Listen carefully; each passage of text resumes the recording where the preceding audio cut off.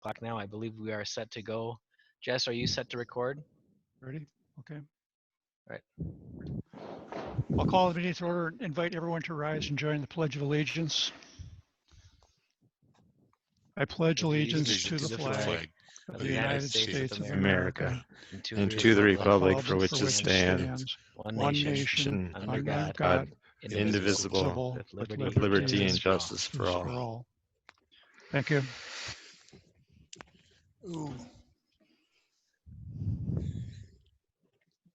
Okay, we'll start with the agenda approval. Sir, any changes from staff?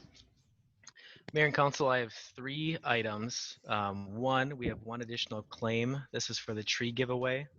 I emailed it out earlier. It's an amount of, I believe, $780. It is an amount that's donated by the JCs to cover the cost of the tree giveaway. I also have the removal of item 8A, which is the concept plan for Sawgrass. This was pulled at the request of the applicant, who just wants more time to look into some of the infrastructure items before coming to council. And then I neglected to add a public comment opportunity at the beginning of planning business. So I'd like to add that as well. That's all I have. Any changes or additions from council? None from me. None for me. None. Hearing none, I'll entertain a motion to approve the agenda as modified. So move Dejewski. Second, Schultz. All in favor, signify by saying aye. Thomas, aye. Anderson, Aye. Bodema, Aye. Dejewski, Aye. Schultz. Aye. Thank you. Okay, the commission representatives are discontinued until further notice. Okay, we have open forum now. So anyone wishing to speak at open forum, if they want to press 9 on their phone now, Jessica will direct them to the correct place. And just to clarify, it's *9. *9. So anyone wishing to speak on open forum, push *9.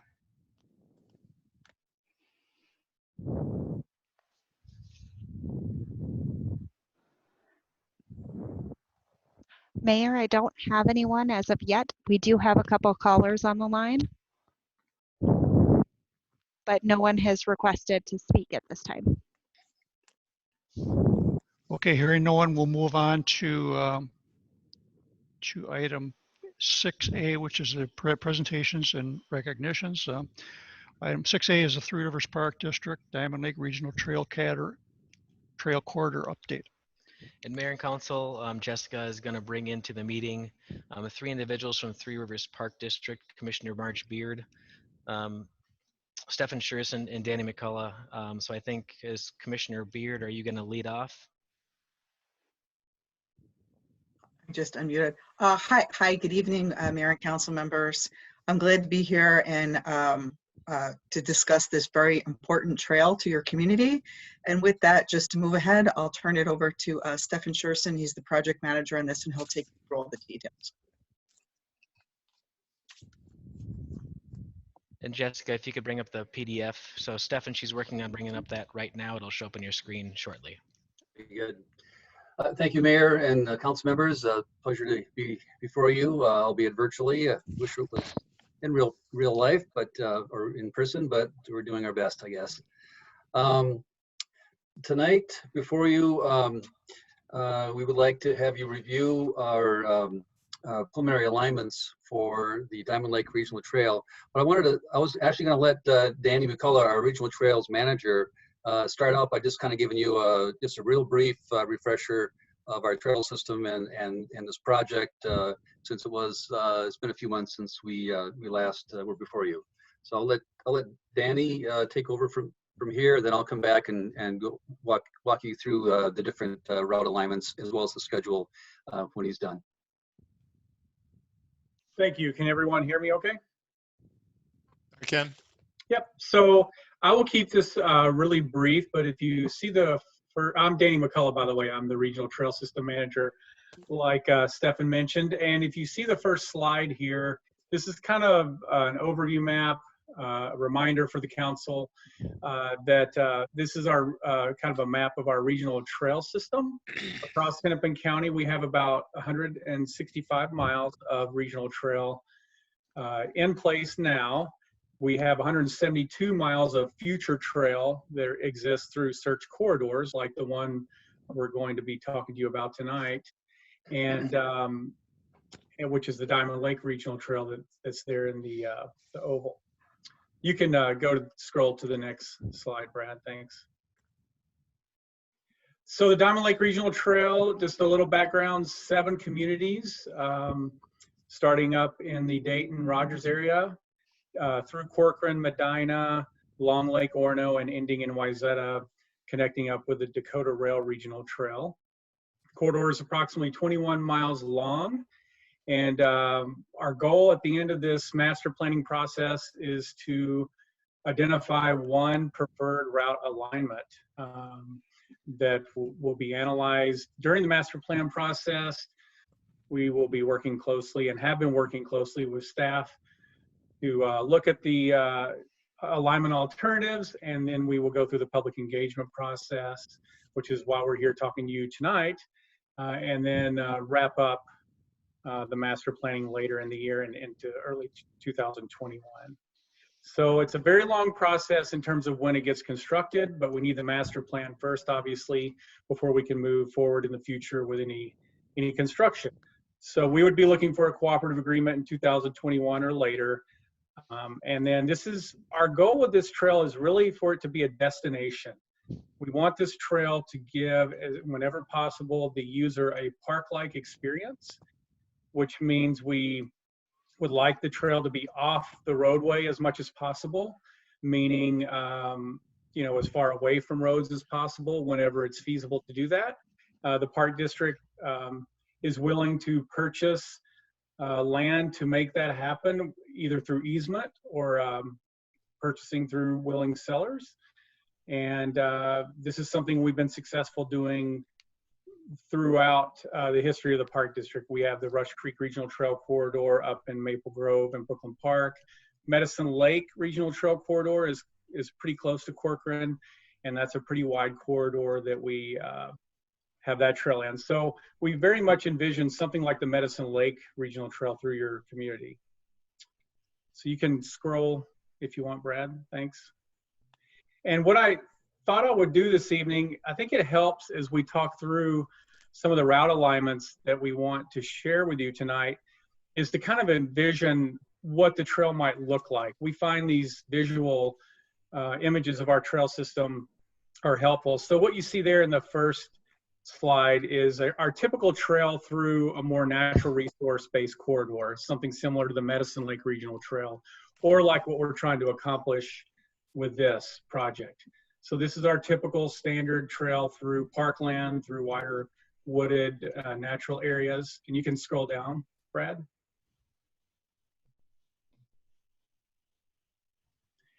And then this is an example of a more urban section of trail that's maybe along a roadway. We typically, when we always try to separate our trails as much as possible from the roadway, but obviously if we're in a right-of-way of a road, we still try to maintain at least 3 feet of distance between the pavement edge and the back of curb. So some of these images you see here on the left and on the right especially are what we would call a trail. When we say a trail along a roadway, that can give you an idea of what that might look like. And then in the middle where you see the runner there, that's a regional trail that we have going through a typical city park. And we often do that. We like to connect not only natural resources in our regional parks, but city parks as well whenever that's possible. Okay, Brad, you can go to the next slide. And this is, we will be talking to you a little bit about tonight about crossings, road crossings, specifically when we have to cross Highway 55 and other major highways.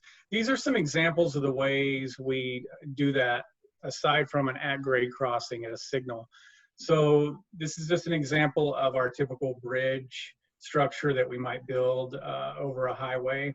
And then on the right there, you have an image of one of our tunnels when we go under a roadway.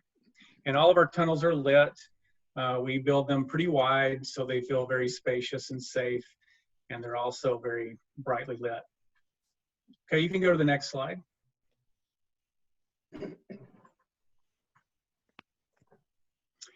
And then Corcoran obviously has a lot of wetlands in the community, and we do have a history of being able to build regional trails across wetlands whenever that could be an option. So here's an example of a couple of our most recent boardwalks that we constructed down on the 9 Mile Creek Regional Trail.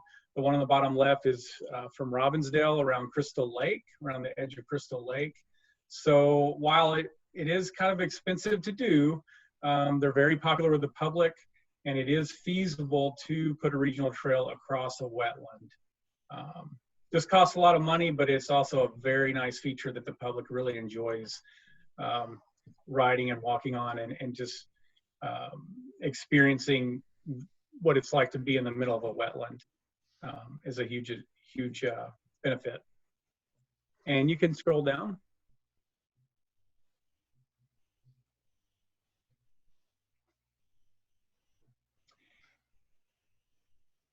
And then this slide here coming up, this shows you our some of the features we put along our regional trail system. We have these rest stops located about every 2 miles, 1 to 2 miles, depending on the trail. We often put in rest stops for bikers with amenities such as benches. The one on the bottom right has a bike repair station. And then we have our wayfinding structures as well to direct people around the system. So that's kind of, I just wanted to share that with you, or Steph and I wanted to share that with you so you kind of get a picture, if you're not familiar with our system, of what we're trying to achieve. So I will go ahead and turn it over to Stefan now to walk through the timeline and to get on with looking at the alignments.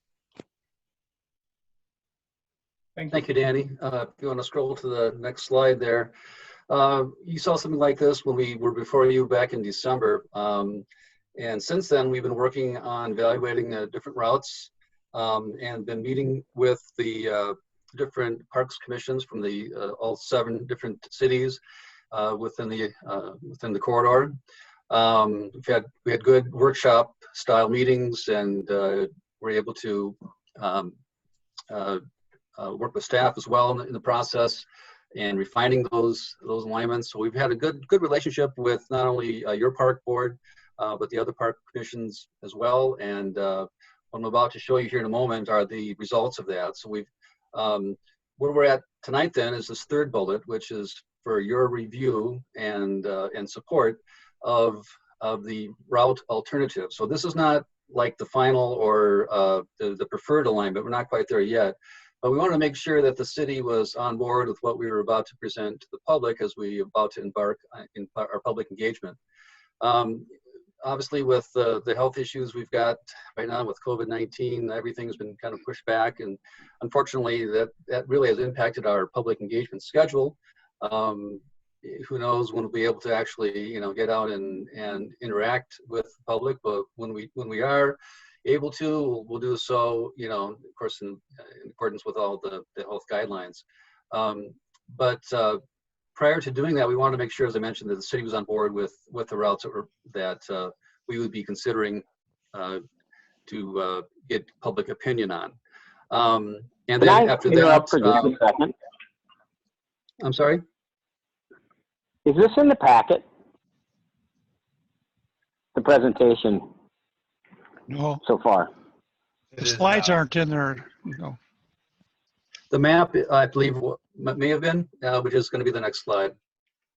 Mayor and Council, correct, the map was in it, but not the slides specifically.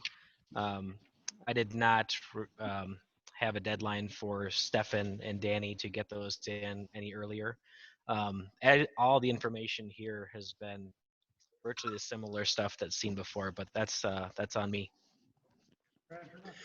Well, and it's really on us. We just met with Medina on Tuesday night, and there was a number of questions about trail design and how the whole process. So we decided to kind of beef up the presentation early on here and try to answer some of the questions which you may have early on in our presentation. So I'm sorry about that. After public engagement, however, we'll be coming back to the park commissions, and that process will be then refining the alignments down to one preferred alignment. And we'll come back to the city councils later this year for your approval on that before we start drafting the master plan beginning of next year. And then there'll be one final check-in when we actually have sort of the final draft master plan, or we'll ask the city council for a resolution of support before we finally finish the approval of the document. So if you want to forward on to the map, Brad, I'd appreciate it. Would you mind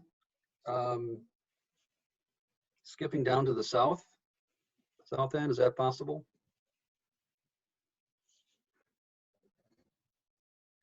So as you're scrolling down, you can see all these lines. Now, and as Danny mentioned, main goal for this project is to have a more scenic park-like experience. So you're going to see a lot of lines through farm fields and through undeveloped land and so forth, with the goal of really creating a destination type of trail. Could you scroll a bit further down to the very bottom, Brad, please?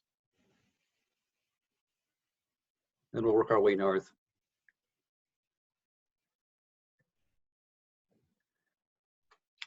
Working on it. There we go. That's great. And then if you could zoom in a little bit.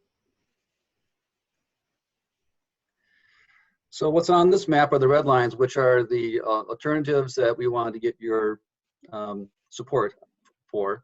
There really isn't necessarily one distinct or two distinct or multiple lines here. They do interconnect with the trails in between. So depending on the response we get from you and from the public and working with staff, the ultimate preferred alignment may end up kind of jogging back and forth, taking advantage of kind of the best of the area, trying to connect to the higher value natural resources in the area.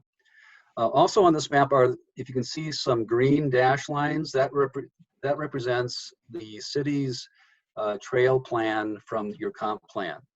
So to the extent possible, we're trying to, we want to overlay that and dovetail with the planning work that you've already done. So starting here in the southern part of Corcoran, next to Medina, we're coming up, the westerly route comes up Arrowhead, next to a wetland there, and then merges into Hackamore, yep, as the cursor is showing. And then would travel north through a development, which I believe is on the is being considered now by staff, a Lennar development. Their alignment with their actual layout of roads and so forth could be different. This map is just basically to show that conceptually we would like to integrate the trail with their development.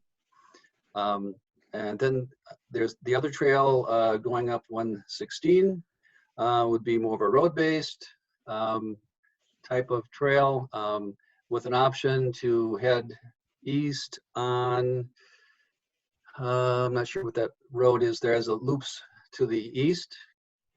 Yeah, Basin right there. Parkway? Yes, that's correct. Mm-hmm. Yeah, it's the Larkin extension.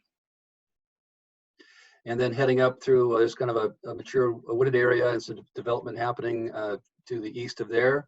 And if you want to continue to scroll up, Brad. That easterly route would go into the golf course, Shamrock Golf Course, in the event that in the future the golf course were to redevelop. That potentially could be a housing development or maybe who knows what, but we would incorporate the trail plans with whatever future that area might hold. And then the westerly route continues through undeveloped land into what I believe is zoned industrial for you, just south of Highway 10 and 50. You can continue to scroll up a little bit if you like.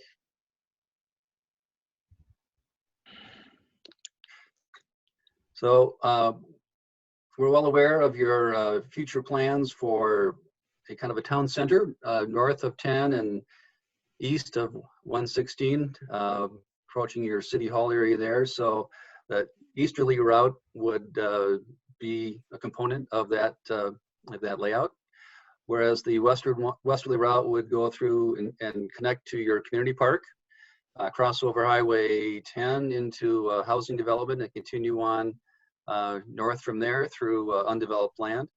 The yellow line is our future search corridor. Like Diamond Lake is a search corridor currently, our Weaver Lake Regional Trail is another search corridor that goes east to west and maybe somewhere in this vicinity.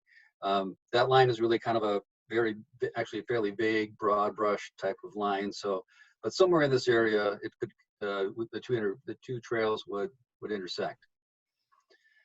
Here actually we split into three alternatives. If you scroll a bit further up, if you like. The westerly one, again, through currently farmland, but that would be an area where we would foresee future housing development the trail would be a part of, and we would work with either the property owners on a willing seller basis or developers in the city in the development of the trail through this kind of area. And then likewise on the east side, heading up just north from the area just north of City Hall to Brandywine Street and be along the street there and head up further north of that's Highway 30. If you want to scroll a little further, you can, Brad. Go even further if you like. So north of 30 here, we are on the westerly route, heading along the edge of edge of the wetland, and then eventually into the wetland around that housing development along the edge of Pheasant Acres Golf, and then going further north of County Road 117 to connect with our Rush Creek Regional Trail. The Rush Creek Regional Trail already is master planned, and we're actually currently actively acquiring property and right-of-way for that trail. So in this area, the trails, that westerly route would connect with the Rush Creek Trail, and then that, if you can see the yellow area to the east there, that's the alignment of the new Dayton Parkway and the highway.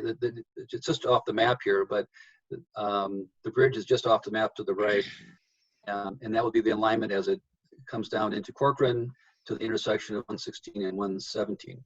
So as a part of that highway construction, there would be a trail component, and so the Diamond Lake Regional Trail, as well as the Rush Creek Regional Trail, would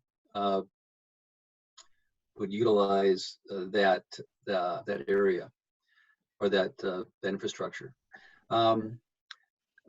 Looking back south a little bit, there was a kind of an east-west connector there that would go next to the Hope Community Church, and then on to, I can't quite read the name of that street. I'm sure somebody knows it here. It's Hunter, isn't it? Hunter's Ridge. Right there, yes. So, I mean, if the preferred route, if you wanted to be on the west side of part of this route and the east side and another part, that could be an intersecting trail that would get you across. The easterly route is mimicking the city's plans for a trail through, I'm not sure the name of the development there, but the crosshatched area is another development that's in the works, where this trail option here would go through that development and then continue on up to, again, the Dayton Parkway interchange area further north. I think with that, I'll stand for any questions you may have. Again, we're looking for your comments. We're looking for your support for this network of options for the trail.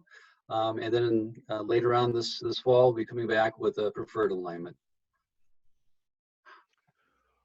Okay, I guess I can start out. I don't have a lot of comments because I think it's the devil's in the details, and I can just give my general impression that I like the fact that this trail is going through Corcoran. I like it a lot.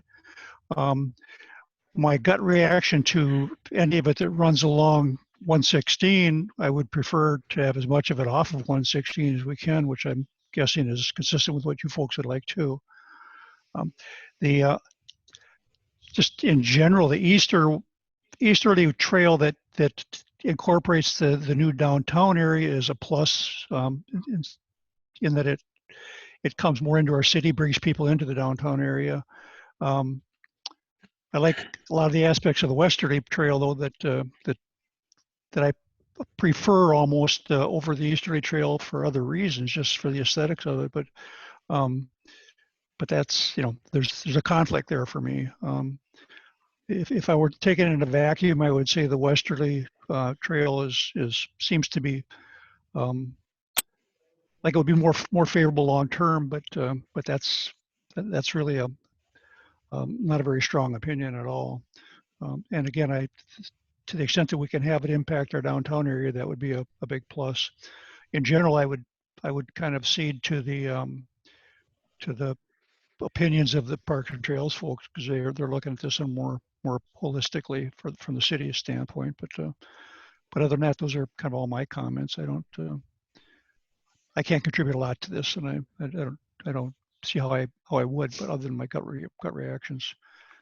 So if we want, maybe we'll move on to Anderson. Councilmember Anderson, do you want to give your comments? Sure, I have a couple comments and a couple questions too. I very much like having the trail go through the new city center. I think that's a marvelous idea. And I also am not so much in favor of being on 116, although a little segment on 116, just kind of for the publicity, to have that trail visible to people driving through, doesn't seem like it would be all bad. So maybe a crossing, something well signed so that people know that that trail is here would be fine. Are the details in terms of the natural features of the land already taken in on those two considerations, or is this still something of a sketch and the exact details would be still worked out? I'm sorry, Commissioner Anderson, do you mean about mapping out where the natural resources are, or? Well, you know, sometimes the trail goes along a property line, sometimes it runs diagonally across the property. Is that, I see. how are those decisions made at this point? Well, there's still a lot of flexibility. We do our best looking at the realities of where you know, the lay of the land and property lines and where homes are, and obviously, you know, no one wants it right through their front yard. No. It's still flexible enough where even after its master plan is complete, if there are adjustments to be made when it comes to the final, you know, purchasing of property rights, then that can be made later as well. To answer your other question about along 116, we would have try to achieve separation between the trail and the highway, either a ditch or, if nothing else, at least a vegetated buffer between, and possibly even a curb. Although with the speeds of of the highway 116, the curbs may not be the best alternative there. But we would try to work with the county and adjacent property owners to make sure that we had enough separation between trail and road. Okay. I think our experience has been that when you put a trail through an existing development, folks are rightfully really concerned. If the trail is there and then the development comes later, then it's a real amenity, and folks, you know what they're getting when they buy. They know there's a trail. Which makes the more undeveloped property we go through somehow better. If if there is a between the time when this is planned and actually constructed, there's going to be more development. And so if a developer comes in, then does the routing of the trail become flexible again? I would hate to have a developer feel really constrained by the existing trail. Is it possible, even after if it's constructed? How does that work? The trail work with development that happens later? That's a good question. We certainly work as closely as we can with the developers. If the trail is already built and their plan comes in and they would like to do something different, we certainly would allow that. It would be up to the developer to reconstruct the trail, Okay. again, to our standards, but according to their layout that they prefer. We just got done with a similar situation in Richfield, where we have a couple blocks that was city-owned land waiting for development, and we went ahead and put a trail kind of just through the middle of it. That was kind of the path of least resistance, just to get it in, not knowing how the future development was going to take shape. And then a year or two later, the developer came in with a plan, and we said fine. They ended up reconstructing the trail through their development, and created a detour for us as well for the existing trail use, and it worked out just fine. So you answer your question, yes, there's definitely flexibility when it comes to future development. Great. And you know, this is, yeah. I'm sorry to interrupt, but one No, thing go I ahead. forgot to mention is that, and I think you're spot on in terms of the westerly routes have more time, more flexibility than the eastern routes are already developing, and it's only going to move quickly and further west. So with that's sort of one advantage of the westerly routes, is that you've got more time to construct a trail, and this will take time. 21 miles is a huge investment. It's not all going to happen at once, so this is definitely a long-term project. Yeah, I am a big fan of this. This is the kind of development, the kind of project that 50, 70 years from now, people will say those guys back in the 2020s were really smart to do this. So it's just a real opportunity, and I'm glad we're moving on it. Thank you. Then I'm done. Yeah. Okay, Councilmember Bodema. Yeah, I guess I'm going to speak to it in three different parts. One is, as a private citizen, I'm super excited about it. I think that I knew Tom would be excited about it when the pathway came out, and I agree with him. And he's talked about it a lot, where it's, what do we do today that will be recognized, or a legacy of the community or the city council and other entities? This is one of those things that we can leave behind, and I think it's awesome. I get a little concerned about multimodal. What does it mean?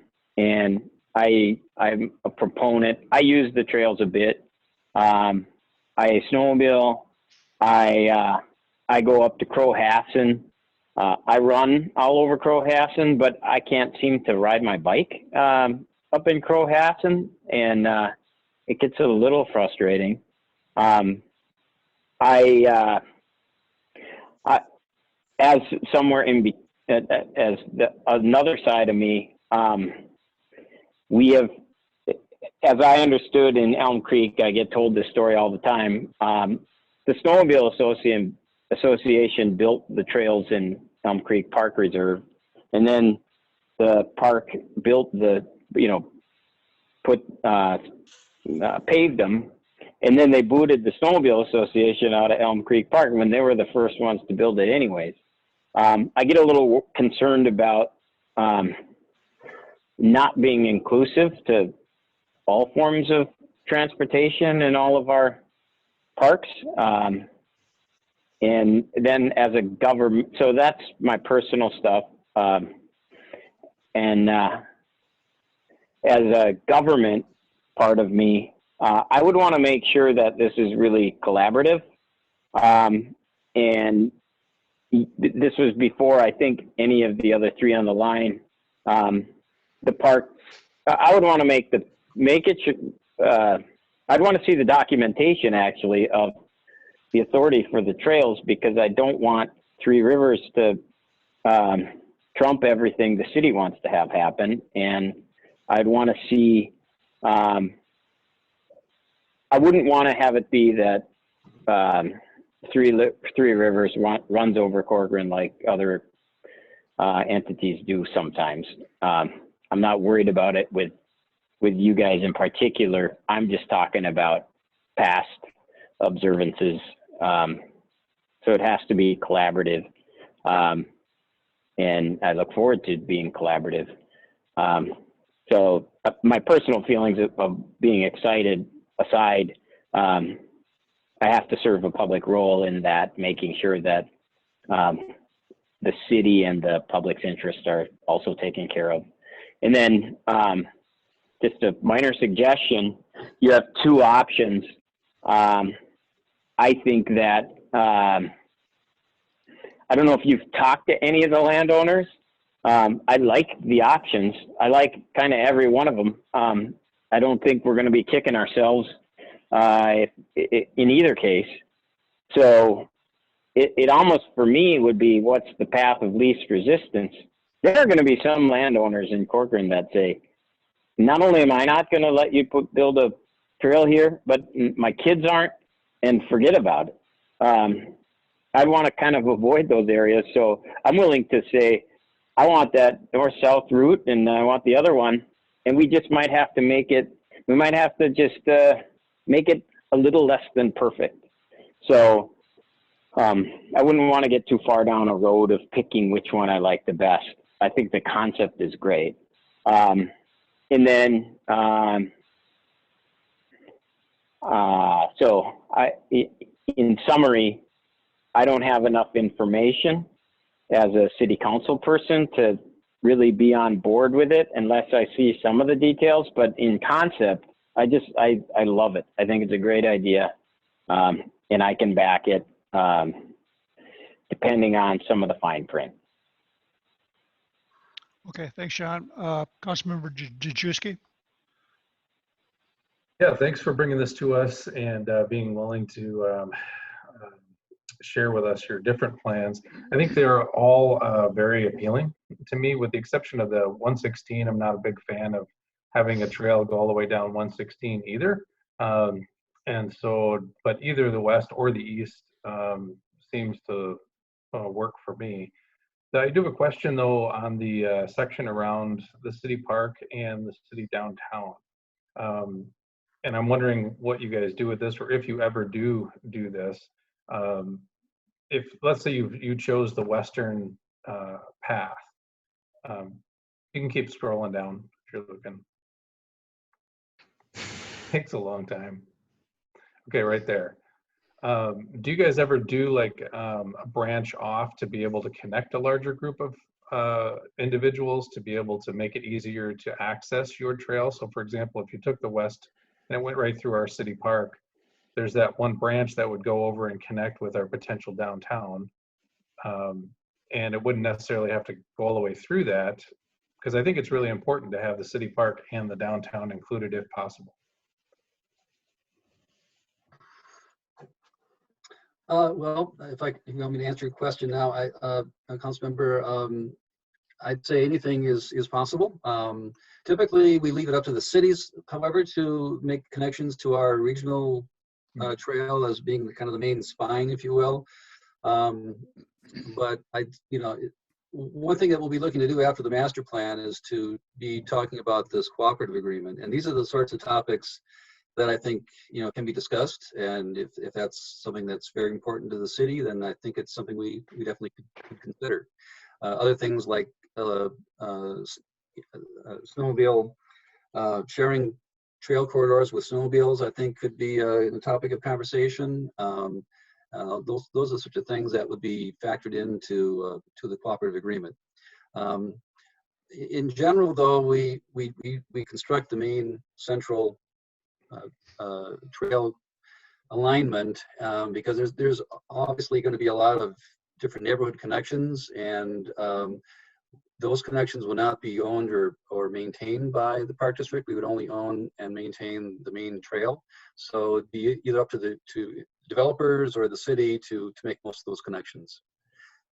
That said, if there is a potential underpass under 116 at that location, that would be a very prime point of connection for the city. I think that's something that we could talk about. That's my primary thought. So, thank you. Okay, you finished, Brian? Yep. Okay, Councilmember Schultz. All right, thank you for coming in and the presentation. I have a few questions before I'll get into my comments. So the images of the trails that you showed, are they used year round, and are they typically plowed in the winter, or how are they maintained? Well, we handle the larger sort of non-routine maintenance and all the maintenance in the summertime. In the wintertime, we do not, the Park District itself does not plow any of the regional trails. We have 150 some miles throughout the whole county, and it just isn't feasible for us to get out that far and maintain the trails. But we do allow the cities to maintain or plow in the wintertime trails that they choose. We just have a simple permit process. And in fact, now we have a program where we compensate the cities. I believe it's $500 a mile for the season for the city plowing the sections that they wish to maintain in the wintertime. Okay. And then the images of the trails you showed looked like they're primarily used for walking or biking. Do you have other examples of currently allowed uses? Or yeah, it's non-motorized. So I'm a big roller skier. I roller ski all the time on the trails, rollerblading. But no horses, if that was a question in your mind. So anything non-motorized that's pedestrian oriented. Did you have something specific? well, it kind of leads me to some of my other questions, and Council Member Bottom brought them up as well. So the westerly route that's currently proposed route runs on a few sections that are currently crossed by snowmobile trails. Mm-hmm. So if those snowmobile trails continue to be there without an agreement to allow snowmobiling on a regional trail, how do you envision the snowmobile trails and the regional trail to coexist if they're not allowed to ride snowmobiles on the regional trail corridor? Well, we'd like to keep the snowmobiles off the main line of the trail. A crossing, I think, is something that we're going to have to allow. We're not going to prohibit that. In fact, I think we could even consider a possibility of a kind of a shared corridor with snowmobiles. So if we have a bike trail on one part of the corridor and snowmobiles next to it, I think that's something we'd be open to. Again, that would all be kind of covered in the cooperative agreement that would come into play. And the other kind of the main policy I think that we would be adhering to is we wanted to make sure that the snowmobile trail will be part of a larger network. So that's our policy in our parks. We allow them in certain areas where if it's connected to a larger network, but it's not something that we just have small trails within a park that sure. we allow snowmobiling. Mm-hmm. So I think we're open to different ways of collaborating and coexisting with snowmobiles. Okay.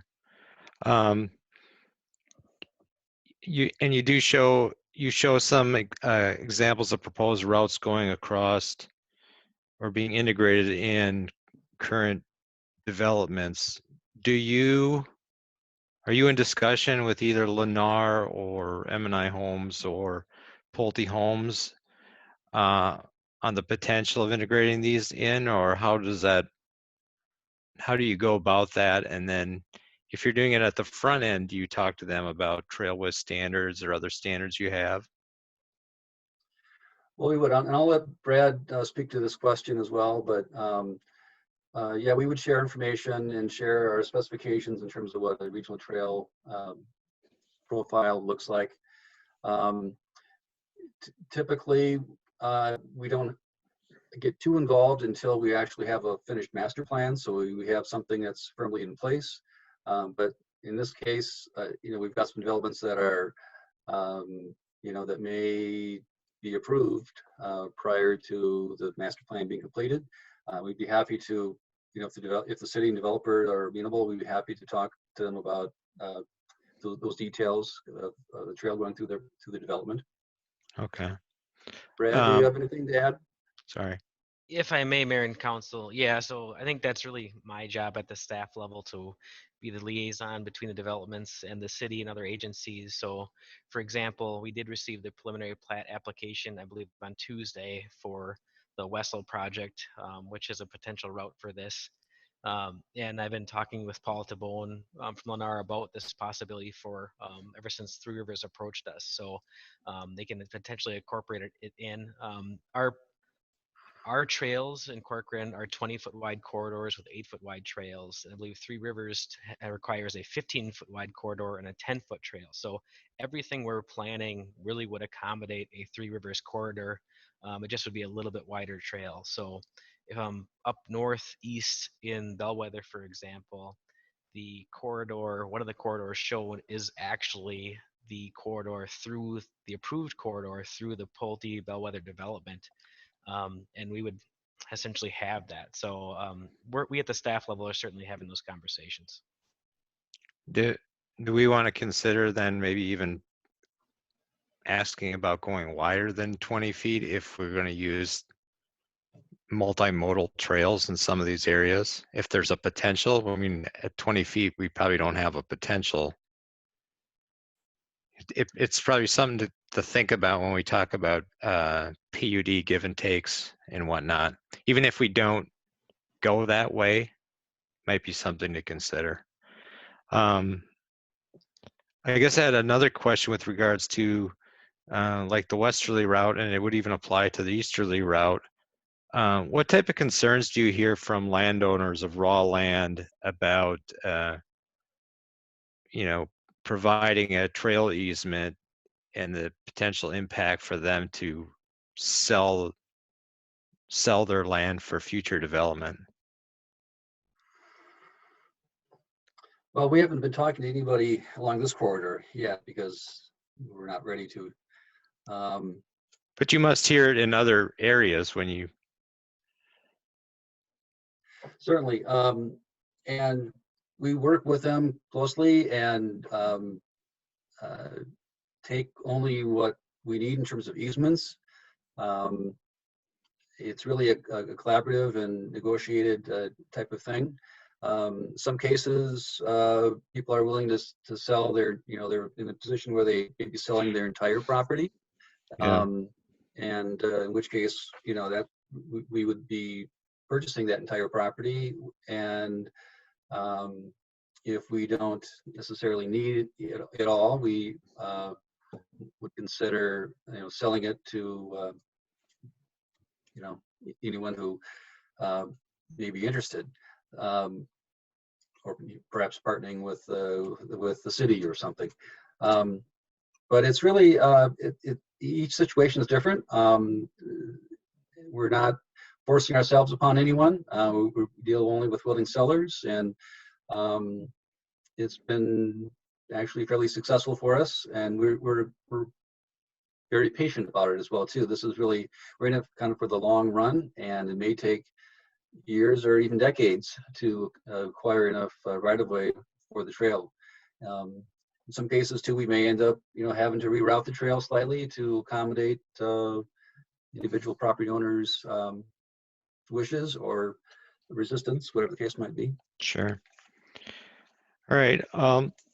Thank you for answering those questions. I'm excited about it too, and I'm excited about the prospect of this being what we talked about in the beginning of being a destination experience and a destination type trail that people would want to come to ride. With that said, I don't see aligning a trail down 116 as being a destination type trail that people would want to come to. They're not going to want to ride their bikes down the side of a road just to see these cars go by.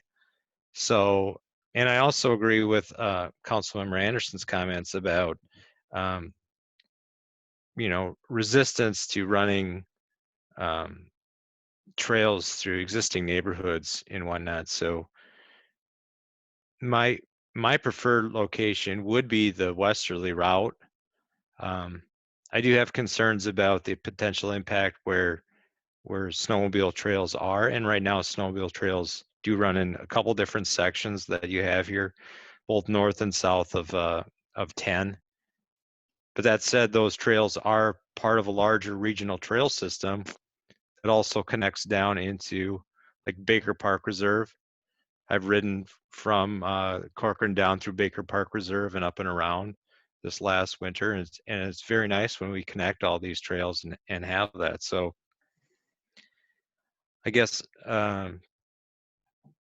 that's probably my biggest concern, is that we lose the potential even improvement that we could have with our trail system, having that.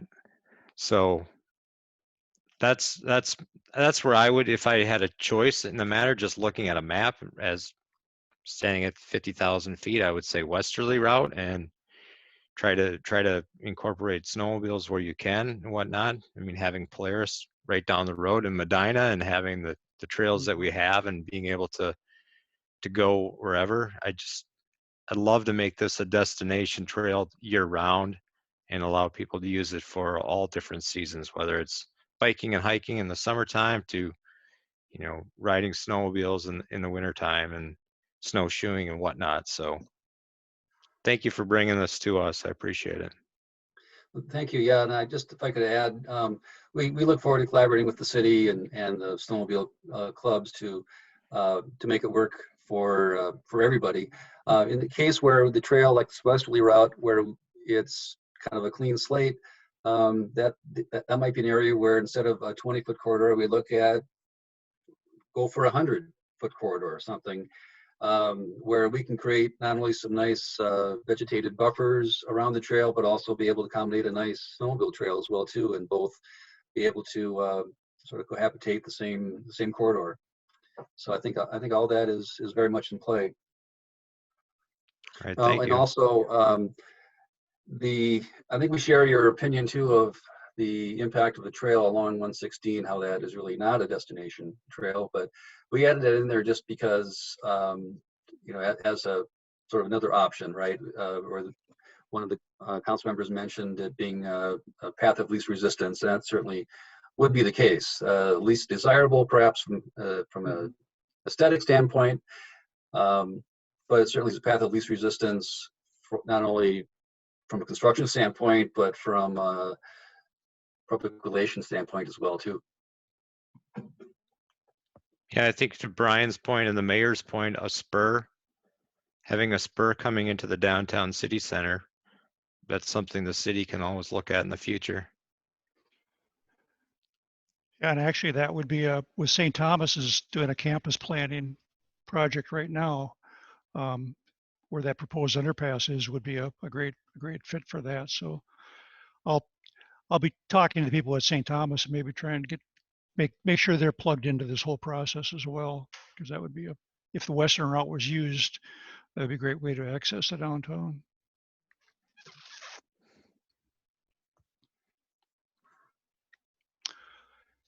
Okay, I guess if we've gotten all the comments, Marge, did you want to do follow up or?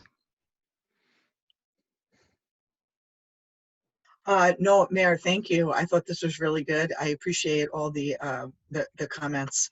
I'll let Stefan talk about really next steps to make sure that you're on board with us engaging your community, because community engagement is really the next key step. So let him take you through the details on that.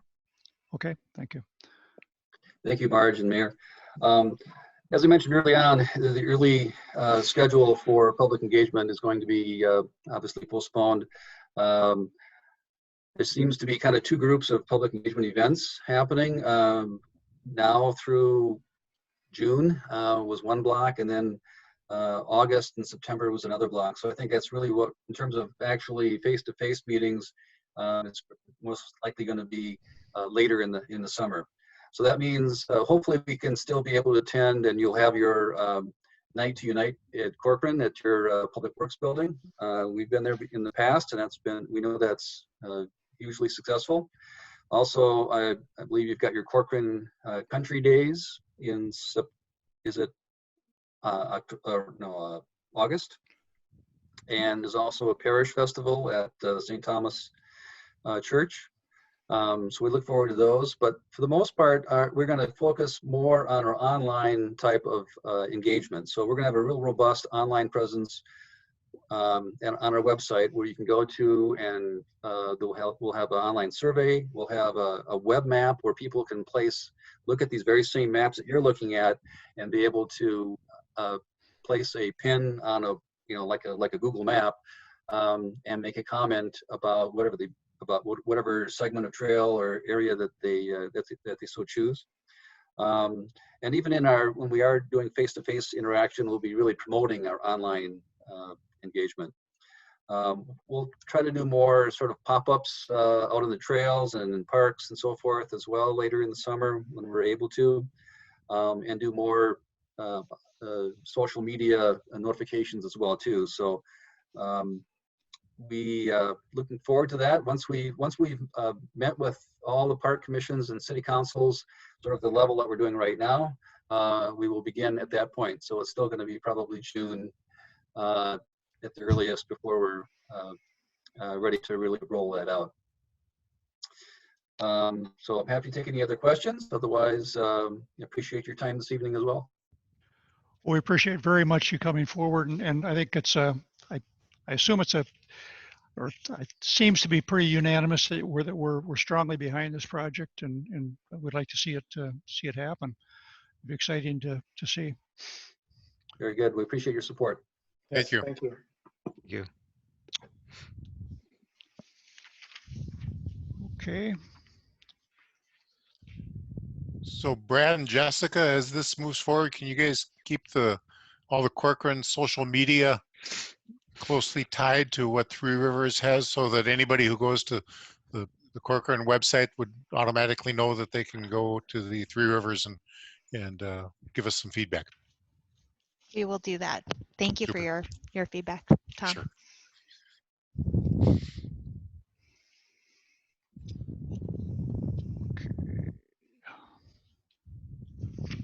Trying to figure out on the schedule here where we're at.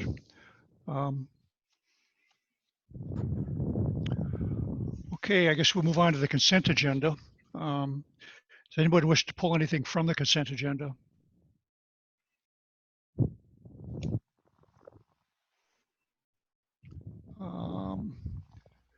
Okay, here no one. I'll entertain a motion to approve the consent agenda as presented.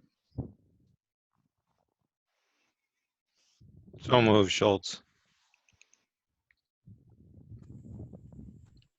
Second, Anderson. Okay, all in favor signify by saying aye. Thomas, aye. Anderson, Aye. Bodema, Aye. Dejewski, Aye. and Schultz. Aye. Okay, thank you. Okay, on to planning business.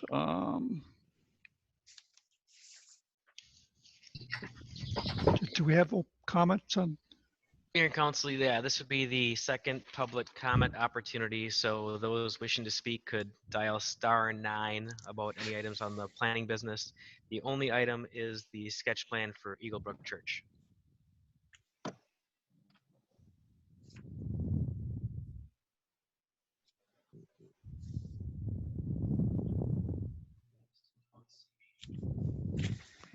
Mayor, we do not have anyone who has pressed *9 yet. We'll give it just another moment.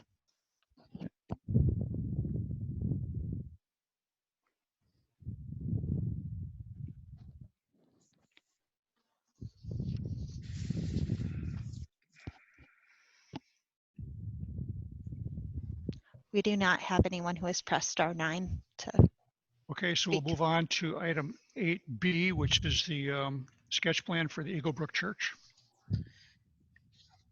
And that'll be turned over to Kendra. And Jess is running my slideshow. Excellent. Thank you, Mr. Mayor, council members. This is a concept plan review for Eagle Brook Church. Next slide. The project is at the northwest corner of Hackamore and Brockton Lane, or 101, surrounded on two sides by the Lennar Ravinia development. It includes 5 properties. It's guided low-density residential and is zoned RSF2. Yep, you can go to that slide with the text there. It is for development of a church, or what we call in the code places of worship and assembly. It would be a 70,000 square foot structure, which would include 1,500 seat worship auditorium, classrooms, office space, and a cafe. There's a large parking lot naturally associated with a facility of that size that surrounds the building. Conditional uses are places of worship are a conditional use in this zoning district. Next slide. So this is a quick sketch of the concept plan. So on the bottom of your screen is Hackamore, and on the right is 101. So as you come to that intersection of Medina, Corcoran, Plymouth, and Maple Grove right there, there's a large pond, and then you would overlook the parking lot to the church in the background. It is set quite a distance from the corner there. You can see this concept includes 2 entry points on Hackamore and 1 on 101, and I'll talk a little bit more about that later. Next slide. This concept, I think, is a little more detailed. That gives you a little bit more information about what they're proposing. You can see the building is broken up into a couple different sort of elements that help break up the mass of the building. There are wetlands on site. No surprise to those of you who've worked through the Ravinia project, you know there's water over here. And there is some wetland fill that would be likely required. So they would go through the delineation process, and the city is the LGU for that. And then also work through a mitigation strategy. The sewer and water is available to serve the site from the existing Ravinia development. Next slide, I think gives you, just quickly looking at it again, it's a concept plan, so we don't have a lot of detail to say exactly whether it complies or doesn't comply, but a general review suggests that it is in compliance with the ordinance requirements for things like setbacks, building materials. It's a mix of precast concrete, architectural metal panels, and glass. It's a modern looking building, and does appear to meet all of the, meet or exceed the parking requirements. It's possible to meet the landscaping. We don't have all the details for that, but it generally, I think, is consistent with our code standards. Next slide. This image, when you look at it, it's an image from Wank that builds on the concept plan that the applicant provided. And as I said, it does appear to meet setback requirements, but this was in your packet, so you could read it. I realize you can't really read it on the screen, but it highlights a couple of areas where additional thought or work is warranted. So one of the things we always do when we do subdivisions or any type of development is we look at connections to adjacent properties so that when it develops, it will have access. So on the north side of the site is Ravinia 11th, and there are 2 stub streets coming out of Ravinia 11th. At a minimum, the one on the west side of Ravinia 11th should connect to the street in what I think is Ravinia 5th. So it's Larkspur connecting over to Lupine there. Thank you, Jess. That connection does need to be made as part of this project. And what you'll see is when that happens, there's a chunk of property north of that that is developable in some way. And so we'll need to see a concept plan from the church about how that would be used, with whether it would be sold for future residential subdivision or be some component of the church facility. We'd want to see how that would work, because will be separated by a new public street. So on that west property line, just south of there is another stub street in Ravinia. And that was planned to go through this property when this property was envisioned as residential development. At the staff level, we think we need to spend more time looking at that. At a minimum, that should provide an emergency vehicle access if it does not provide a full access. And obviously a full access would dump a public street into a parking lot, or a parking lot into a neighborhood, which may not be an ideal situation. So it's something we need to spend a little more time looking at. That western border of this site is also important. You can see on the screen, there's a very large parking lot that butts up to the homes in Ravinia. And so providing a transition or a buffer will be very critical. At a minimum, the code requires a 3-foot high landscape screen to screen the vehicle headlights. But in this case, with the number of vehicles coming out early on a Sunday morning, well, depending, for some people it'll be early in the morning, a lot of vehicles coming out, we'll want to make sure we provide adequate screening for those 1,000 vehicles that could be coming out that drive, or 1,500 vehicles. We are in the midst of completing a feasibility study for this project. And so as part of that, we will look at access. And Jess, if you can point on this screen to the 2 access points on Hackamore. Yes, that would be the exit from the site, and this would be the entrance. So it'd be a one-way in and a one-way out on Hackamore as proposed. And the traffic engineer does not particularly see any problems with that. But we will continue to evaluate that. Those would be permitted by the city. A third access is being asked for up on 101. And if you could point to that, Jess, right there. That would be permitted by the county. They've noted that there are some physical constraints with turn lanes, but they are looking at that, and that would be something that would be reviewed in the next stage of the project. That would also require us to look at that eastern stub street coming out of Ravinia 11th, and if that ultimately extends or stays as it is. But those are details for later. Next slide. As I said, there's, I think, 850 parking stalls proposed.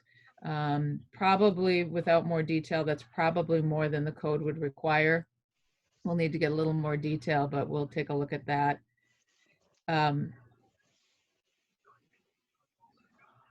Yes, and so we talked a little bit about landscaping. A comprehensive plan is required with the formal submittal.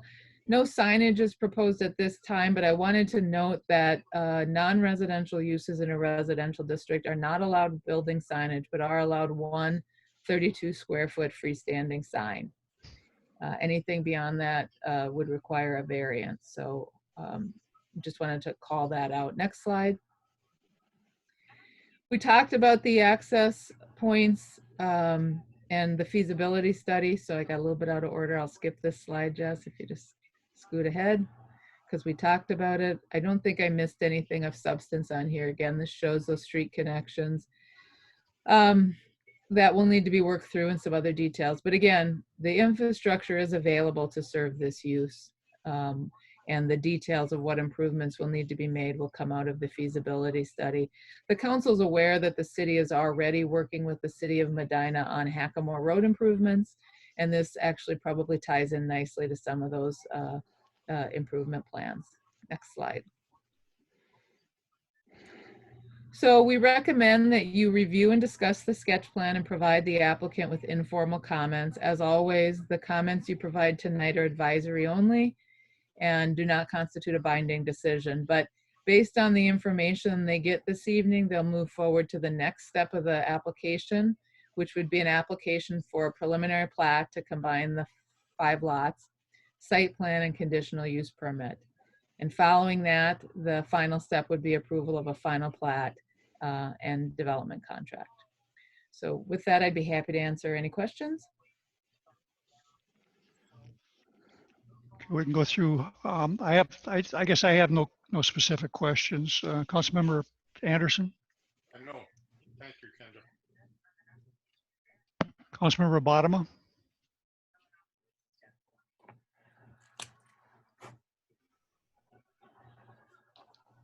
No, I'm good. Councilmember Dojewski, And these are just questions for Kendra at this point, I assume, correct? yeah, correct. Just Okay. fact Yeah, questions. the questions I had for her, you said, Kendra, that it's necessary to have the street go through from Lupine and also have a secondary entrance off of Goldenrod. Why is that? I mean, is it not possible just to put, you know, like cul-de-sacs there or something similar? Why is the need there for that? So the Goldenrod one, which is the southern access on the west property line, we'll look at that connection. As I was saying, at a minimum, we'll want an emergency vehicle access for public safety. We may find that the street doesn't come through. My point was it was planned that way. There was an agreement between Lennar and the existing landowner to one of those lots is not developed, and I always forget if it's the north one or the south one there. And there's a temporary cul-de-sac there. It could remain, but regardless, public safety at this point would like it to be an emergency vehicle access. And about the larger road that's essentially separating the entire lot into two pieces. Yeah, I mean, there's a lot of homes that are dead-ended in Ravinia 11, and good planning would not allow those long cul-de-sacs. We allowed them because we knew this would eventually develop and provide connections and alternative routes. And so we think this connection between Larkspur and Lupine is required.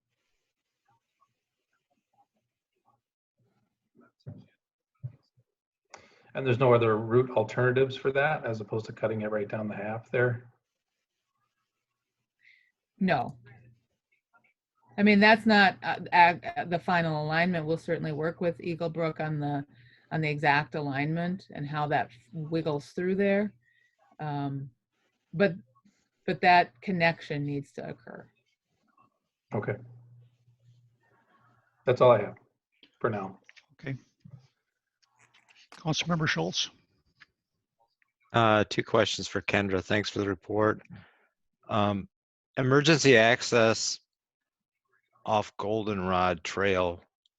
Could you achieve the same ability for emergency services if you didn't connect off Goldenrod Trail, but you connected off the proposed street alignment? I think that's something we could certainly look at as we get further into the project. Okay. And I think you might have mentioned it a little bit, but is there concerns about water runoff on this property in the southwest corner that were raised by the current owner of that property that we have to worry about for this development? Well, I think managing runoff is important for all projects, and it will need to comply with local and state rules. So I think we feel like it is manageable. And the concept that they've shown, building on the existing wetland corridor to provide the stormwater management, probably makes a lot of sense. But we'll certainly be working through the details with their engineer. Okay. Did they give you any idea on, I know this building is supposed to be a single story, but from the sketch plan, it looks like it must be the sanctuary or whatever is quite a bit taller. Do they have any idea what the overall height of the building might be? You know, they didn't provide it to us, but I know they are on the call tonight and probably can answer that for you. Okay, thank you. That's all I have. Richard, Okay. can you take that?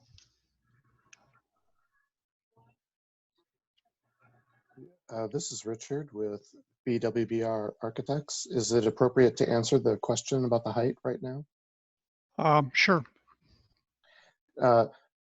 So our understanding is that there is, I believe it's a 40-foot height limitation in our zone here, and the roof of the worship center would not be that high right now. In our studies, it's somewhere around 35, 36 feet, we think. So the cross would stay under 40 feet?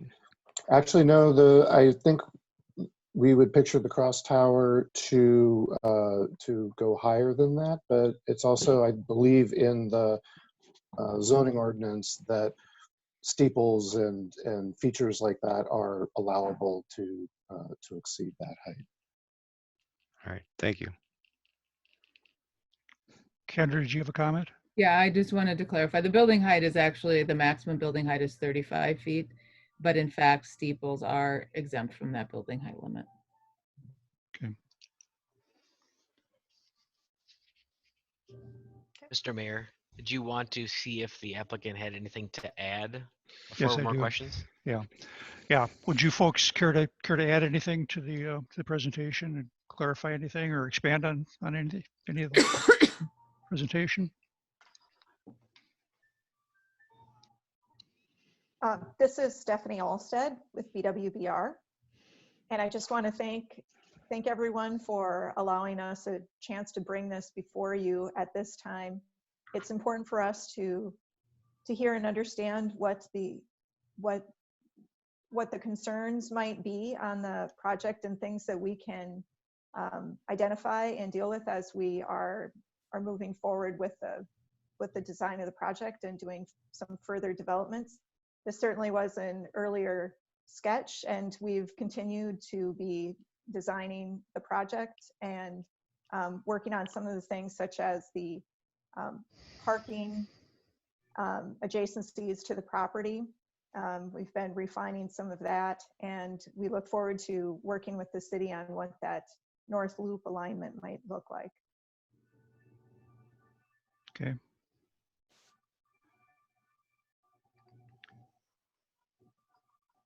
Okay, I guess we can go through and council members can give the council can kind of give our opinions and feedback to you folks beyond the factual things. I can start out, I guess. My issues, my concerns with it would be the transportation. It's an obvious one, and it's one that's going to get scrutinized heavily. So I don't see it to be a concern that I have.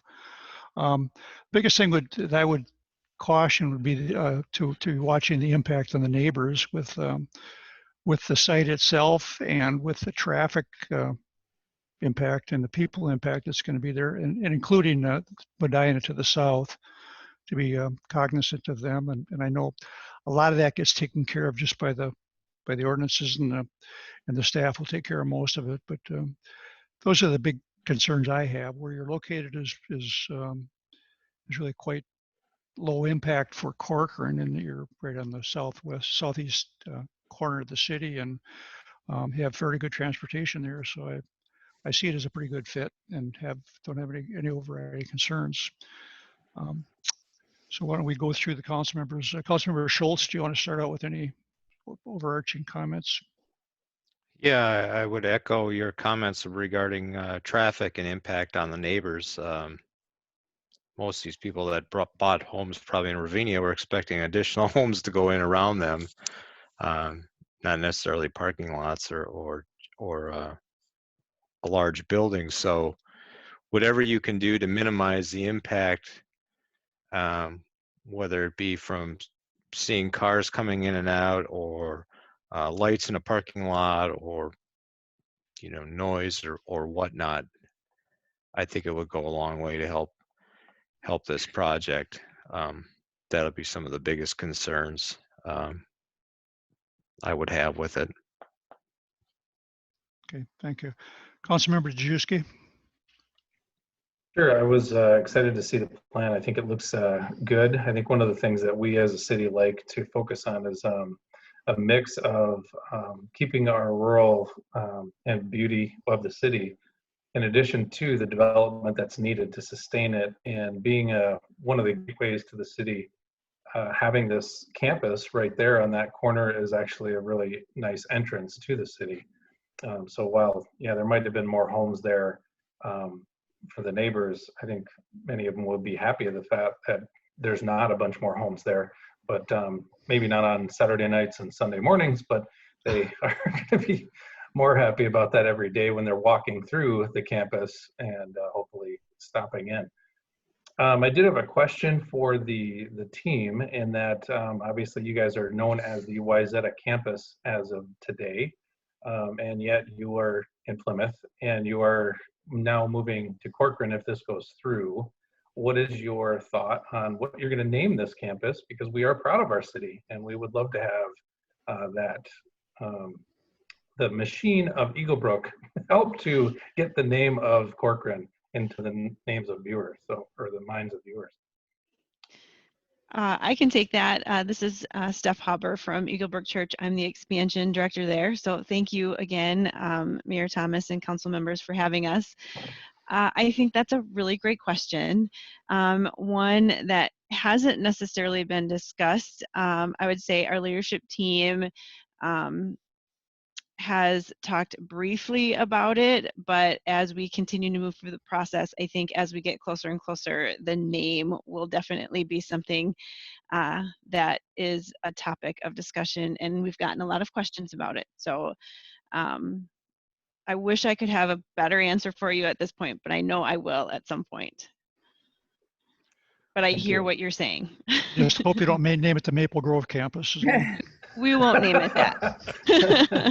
That would be a bit of an insult. I hear that, yes. Anything else, Brian? Nothing. Okay, Councilmember Bodema.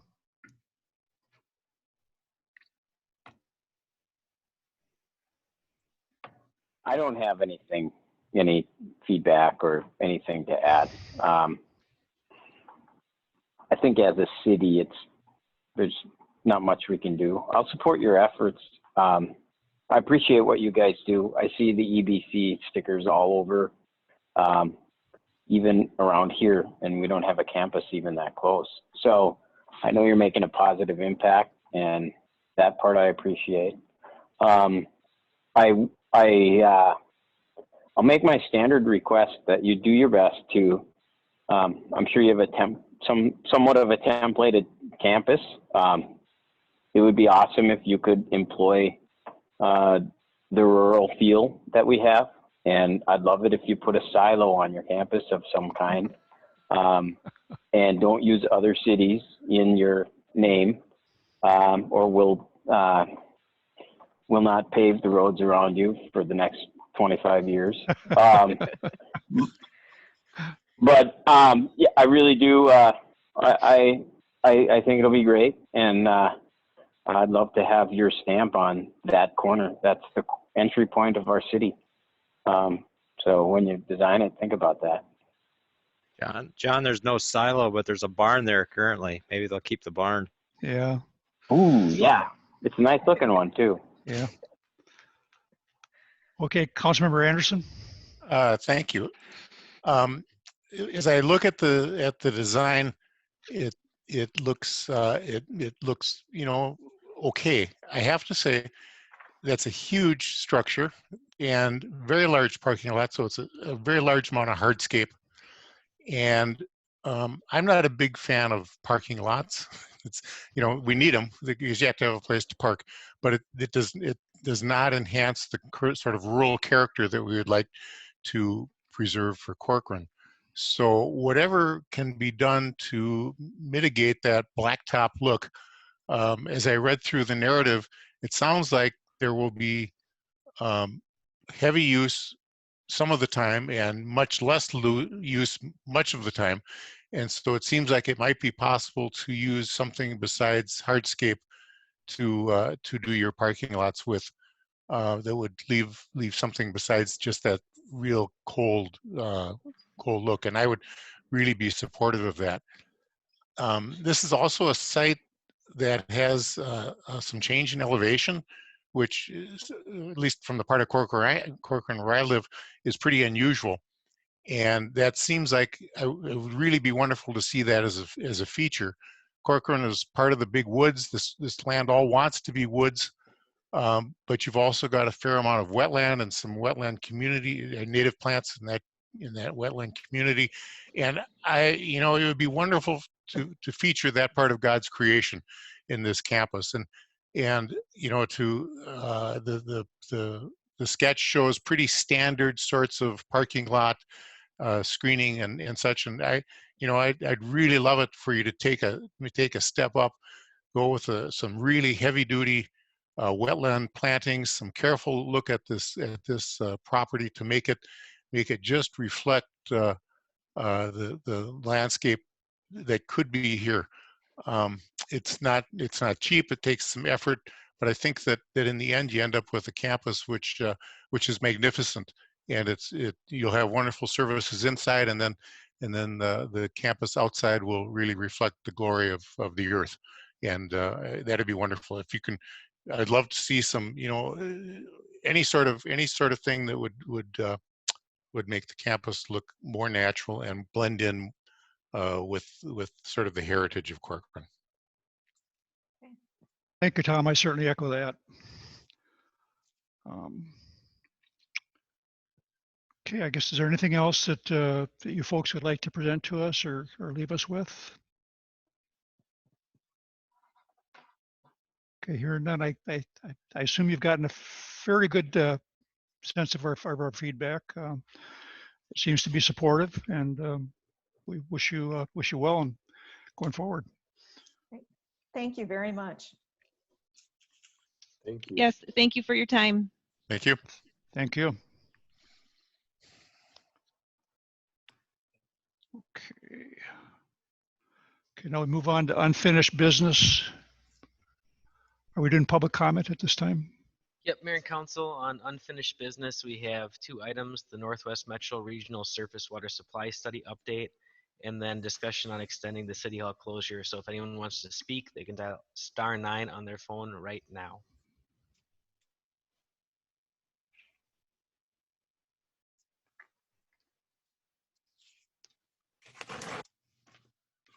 Anything, Jessica? Okay, so with that, we can jump into the first item, and Kevin's going to present on that. Okay. All yours, Kevin. Thank you, Mayor and Council. I'm just going to wait for Jess to pull up the slides. I think she's probably transitioning. I do have about a dozen slides, and I have been promised that I'll go through them really fast, and so we can bounce back to them if there's any specific questions. But about 15 months ago, we embarked on a regional surface water feasibility study that involved 4 communities: Corcoran, Dayton, Ramsey, and Rogers. This was financed through a grant from the Clean Water Legacy Funds made available through the Met Council. And it was really a long-range planning effort that's part of their overall goal to look at future water supply needs for the metro area. So just a couple real brief definitions there. Surface water, it's stable and dependable in Minnesota. A lot of large communities pull their drinking water from the Mississippi River, which is the source that we analyzed. Other common sources for these current communities are groundwater aquifers. They vary in depth, capacity, and water chemistry. Next slide.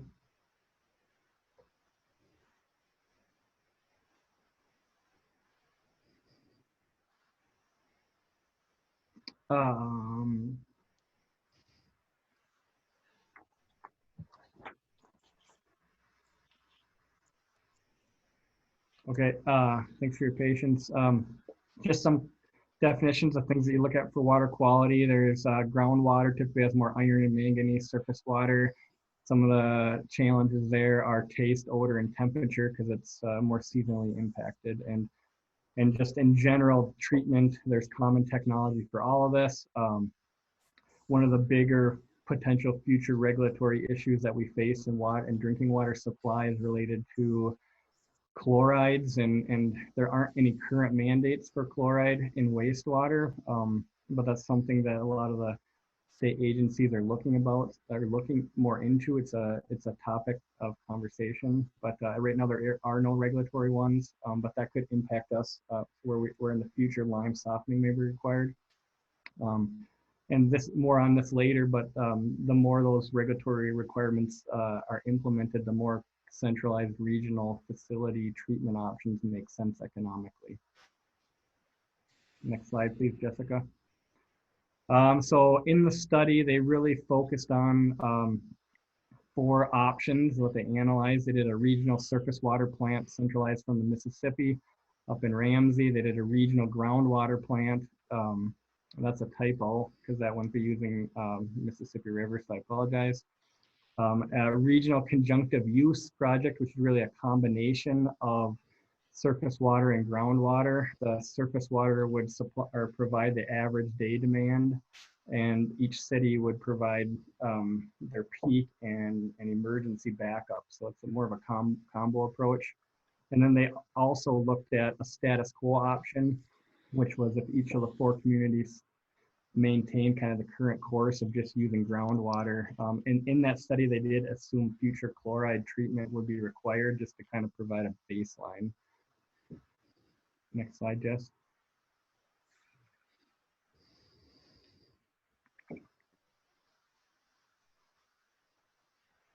Here's some tables that we pulled out. This is just a little background on projected water demand for the 4 communities. As you can see, these are actually just the 2040 projected average day demands and ultimate demands. So as you can see, Corcoran is more of a small player, even as we project out into 2020 at about 15% of the overall demand in these communities.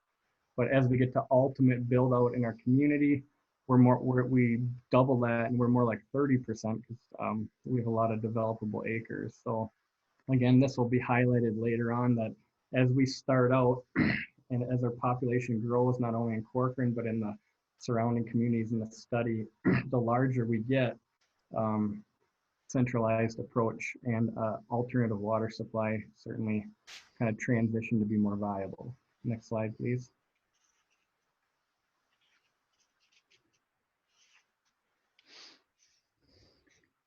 And then here's just a graphic. It kind of just shows the orientations of the Mississippi River and the 4 communities, just for graphics. And then the charts there, they're a little hard to see, but they were in the packet. As you can see, there's a lot of future growth in this area, particularly Corcoran and Dayton and even Ramsey. So in the interim, we don't have a high demand, but we will as this area develops and we respond to our future children and grandchildren. And then actually in the ultimate, it's in the chart in the lower right in the packet, we actually surpass and become we have the highest demand of these 4 communities in our ultimate build out, and that's just due to our size. Next slide, please. Here's just a little glimpse of the existing infrastructure. The number of wells, there are 17 wells. The majority are in Ramsey and Rogers, obviously to serve those populations that are sewered and watered. But that's probably more wells than some people may anticipate. So that's really the key to this is that there's depending on the water source, there's a lot of wells that are required, infrastructure that's required. Next slide, please. Here's a map, kind of a conceptual planning map of what a future regional system would look like and how it would connect the communities. Kind of the grayed back lines are the existing infrastructure in the communities, which is primarily in Rogers and Ramsey. And there's different phasing they identified, and in the approach that really kind of has the most support, definitely its long-term support is the conjunctive use, where they're primarily providing the water treatment, kind of the spine of the water system, which is a 36-inch pipe, and then they would kind of connect to the communities, and the communities would kind of take it from there. So this highlights that. Red is the first phase, which would be 2040, and the timelines aren't known. But it would be, as you know, 2040-ish timeline. It would be a significant project requiring significant money and likely a large grant from a state or federal agency.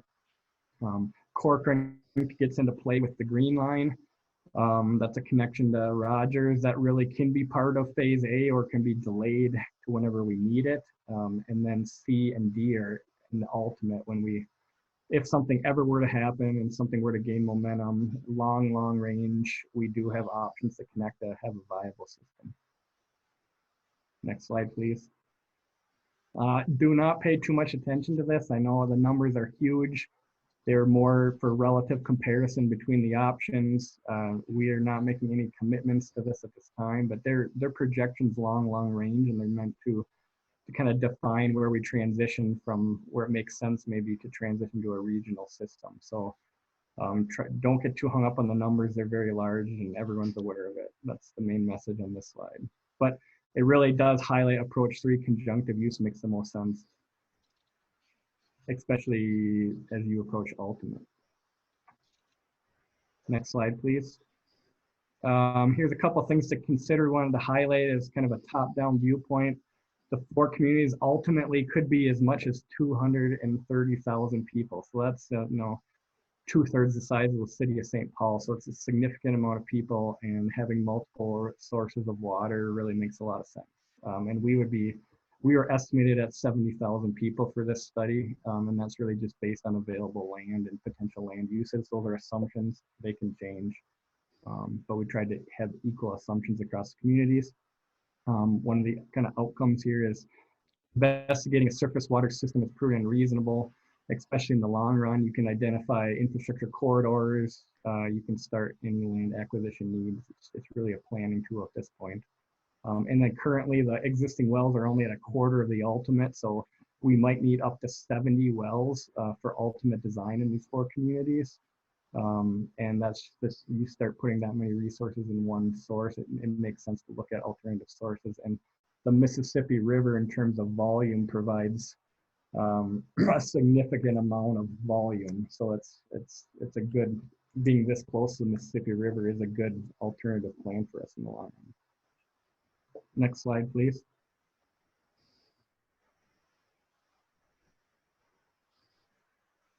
Another quote that we did here, building the system from the bottom up. It's very obvious capital costs are the challenge for this project. And we likely wouldn't really be involved until 2040 at this point and beyond. It's just, again, more of a planning exercise. And it most definitely would need to be supported at a larger level. There's really no way the 4 communities ourselves could initiate such a project. But some of the important things that a regional use system could is, provide a reasonable potential for initial implementation with each community kind of starting their own systems or having systems underway.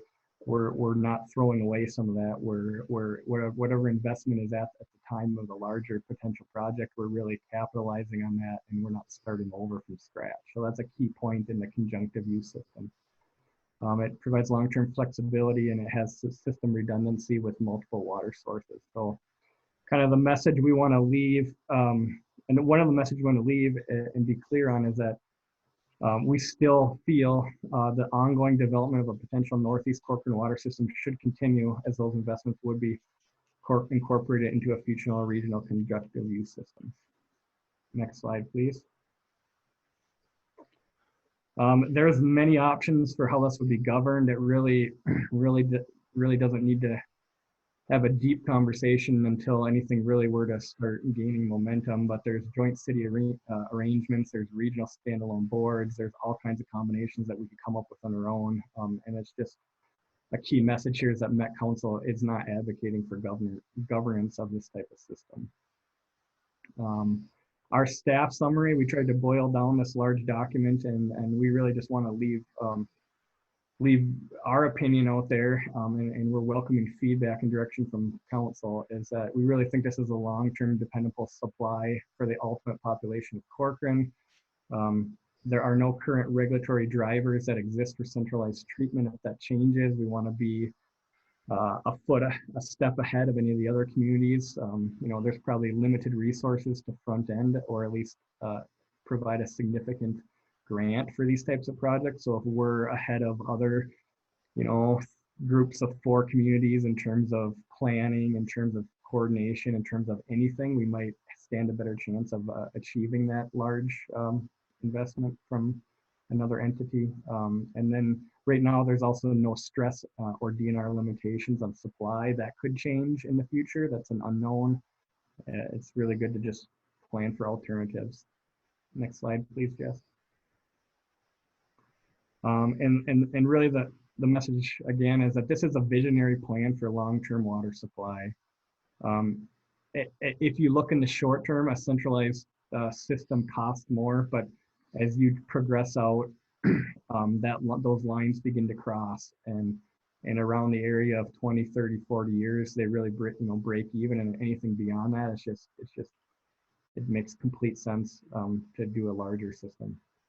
And so what we recommend really is Corcoran stay in the conversation. We monitor what's going on. We stay connected to the member communities in the study, and we just, participate potentially in seeking funding opportunities at a minimal level, and just pay attention to the regulatory environment, and just include that in our own planning, and just seek opportunities that make sense for our community. So really the next steps in the overall project are we would take any kind of Corcoran feedback and make sure that that was inserted into the study. So if there's a message that the council feels is important to deliver, we would pass that along to the group and make sure it was documented in the final report. So with that, I would be happy to answer any questions, and I believe Kent, our city engineer, is also on for a different perspective than mine. Okay, I guess why don't we just go through and can give comments and questions in one pass here if we want. Maybe we can start out with Councilmember Dejewski. Want questions or comments on the whole project? Sure, thanks, Kevin. I did have one question as I was listening to you. One is, there's got to be similar groups of cities to us that, are looking 20 to 40 years out. And was that at all considered when you were saying, okay, the current drain on the reservoirs and so forth, and also potentially funding for something like this? Are there other cities we need to just keep on our radar that if they're moving forward with something like this or not, as we consider this and keep it in the back of our minds? I don't know if there's any that have done as significant of a study as this, but I'm sure that there's communities around, White Bear Lake that are probably organizing to some level. We were fortunate to get this funded through the legacy grant, so we could capitalize on that. There's other, I think it's the Joint Powers up in St. Michael, in Hanover. They're already an organization. They're near a river source. So they could organize. They're connected. It really falls down to we can control what we can control, and this is an opportunity with communities that would connect us to a surface water source. So I think we're positioning ourselves the best we can, but I'm sure there's other people that are probably trying to do the same thing, and hopefully we stay out ahead of them to some degree. Yeah, overall, good report and excellent information. Thanks. Thank you. Okay, thanks, Brian. Councilmember Schultz. Yeah, thanks for the good report. I think it's important that people that are listening realize that this is a 30 to 40 year plan. And from what it sounds like, everything we're currently planning with our own test well will work in conjunction with this and not be money wasted in the future. So my only question was with regards to their concept system is, why is the water treatment plant up in Ramsey on the other side of the river? I think it's proximity to the source. So you want to treat it as close to the source as you can generally. So I think they actually looked at two options, one in Ramsey and one in Dayton, at least as part of this study. And that's not set in stone, but I think that they chose that as the primary one because of, I think there's a piece of land that has been evaluated and maybe available already by Rogers, if my recollection stands correct. But it's really likely to be in Ramsey or Rogers just due to the proximity of the water source. Okay. I think this is a good project to stay close to and stay involved with. So thank you for all this. Councilmember Anderson.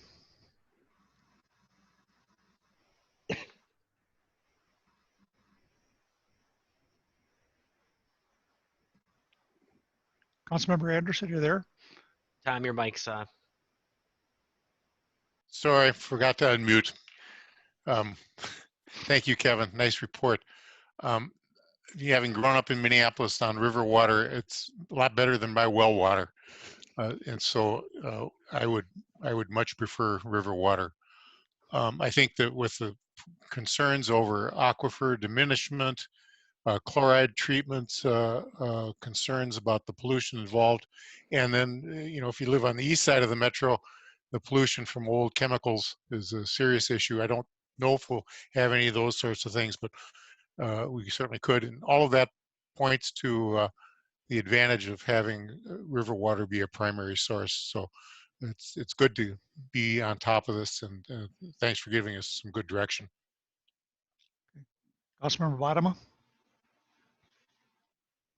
Yeah, I was really eager to see the results here and the position that we were in with Maple Grove sort of holding us ransom. We had a couple options. This one in the well. I wish the numbers were smaller for this one. So it's really good information to have, and I would suggest we put it in an envelope and leave it to the 2030 council to figure out if this is still a good option. I think that would be a more realistic time period for this, but now we know, and especially since we got a grant to pay for it, I'm happy we have the information and it will serve a purpose at some point, and now even it makes it seem more logical than ever to do the well for me anyways. Thanks, man. Appreciate it. I guess I agree with the comments. I think it's a great report, good information. We obviously need to stay involved with the process with the surrounding cities and just keep it moving forward. But thanks a lot for the input. You're welcome. Thank you.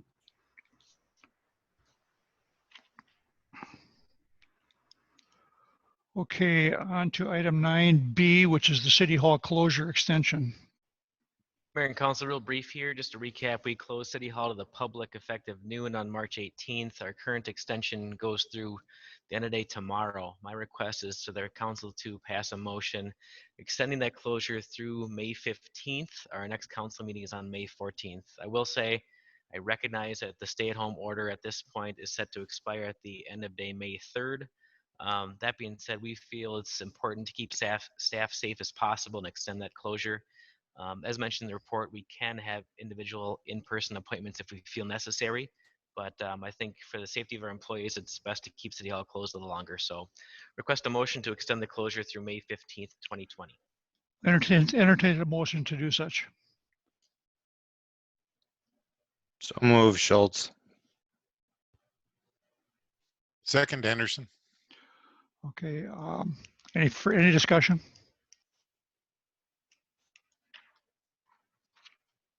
Brian? Love this mute thing. I'm just curious why we didn't just, why would we extend it past the next council meeting as opposed to having us come together for a next council meeting? So, Mayor Council, it just depends on what guidance we're going to get by then. And that being said, if we do extend the closure, we still could decide to go back to allowing some people in the community room here where the mayor and Jessica are at. So just because we closed City Hall to the public for business operations, we could choose to open it up for the council meeting still. Okay. Okay. Thank you. Any other discussion? All in favor of the motion signify by saying aye. Thomas, aye. Anderson, Aye. Bodema, Aye. Dejewski, Aye. Schultz. Aye. Thank you.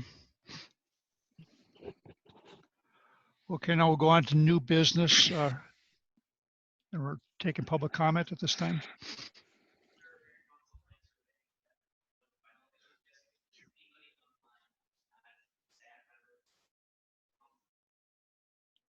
I'm not getting your, I'm not hearing you. Thank you. It Oh, does not sorry, I look muted. like it does not look like You at guys this quit time. muting. It does not look like at this time we have anyone who is not a council member or a staff member on the line. Oh, okay. So we don't need to take public comment. Okay, so item 10A, which is an ordinance amendment for mandatory utility connection. Mayor and Council, another quick one here. With the 2016 utility project in downtown, we had required connection of property owners by May 1st, 2019. Last year, we had quite a few folks who wanted an extension, so the council extended that deadline to May 1st, 2020. Due to the COVID pandemic, businesses are obviously struggling, and we've had a couple requests for the few remaining to have that extension once again. So staff recommendation is to adopt the ordinance in front of you, 2020-404, that would extend the mandatory connection to August 31st, 2021.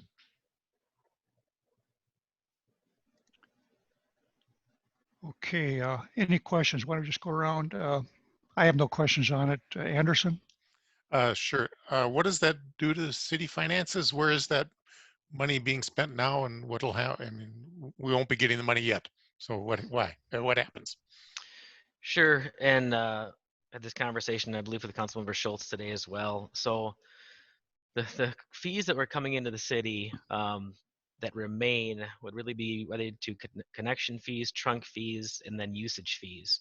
Most of the property owners actually signed a fee agreement with us where they're paying over 10 years. So connection and trunk fees we're getting no matter what for most properties.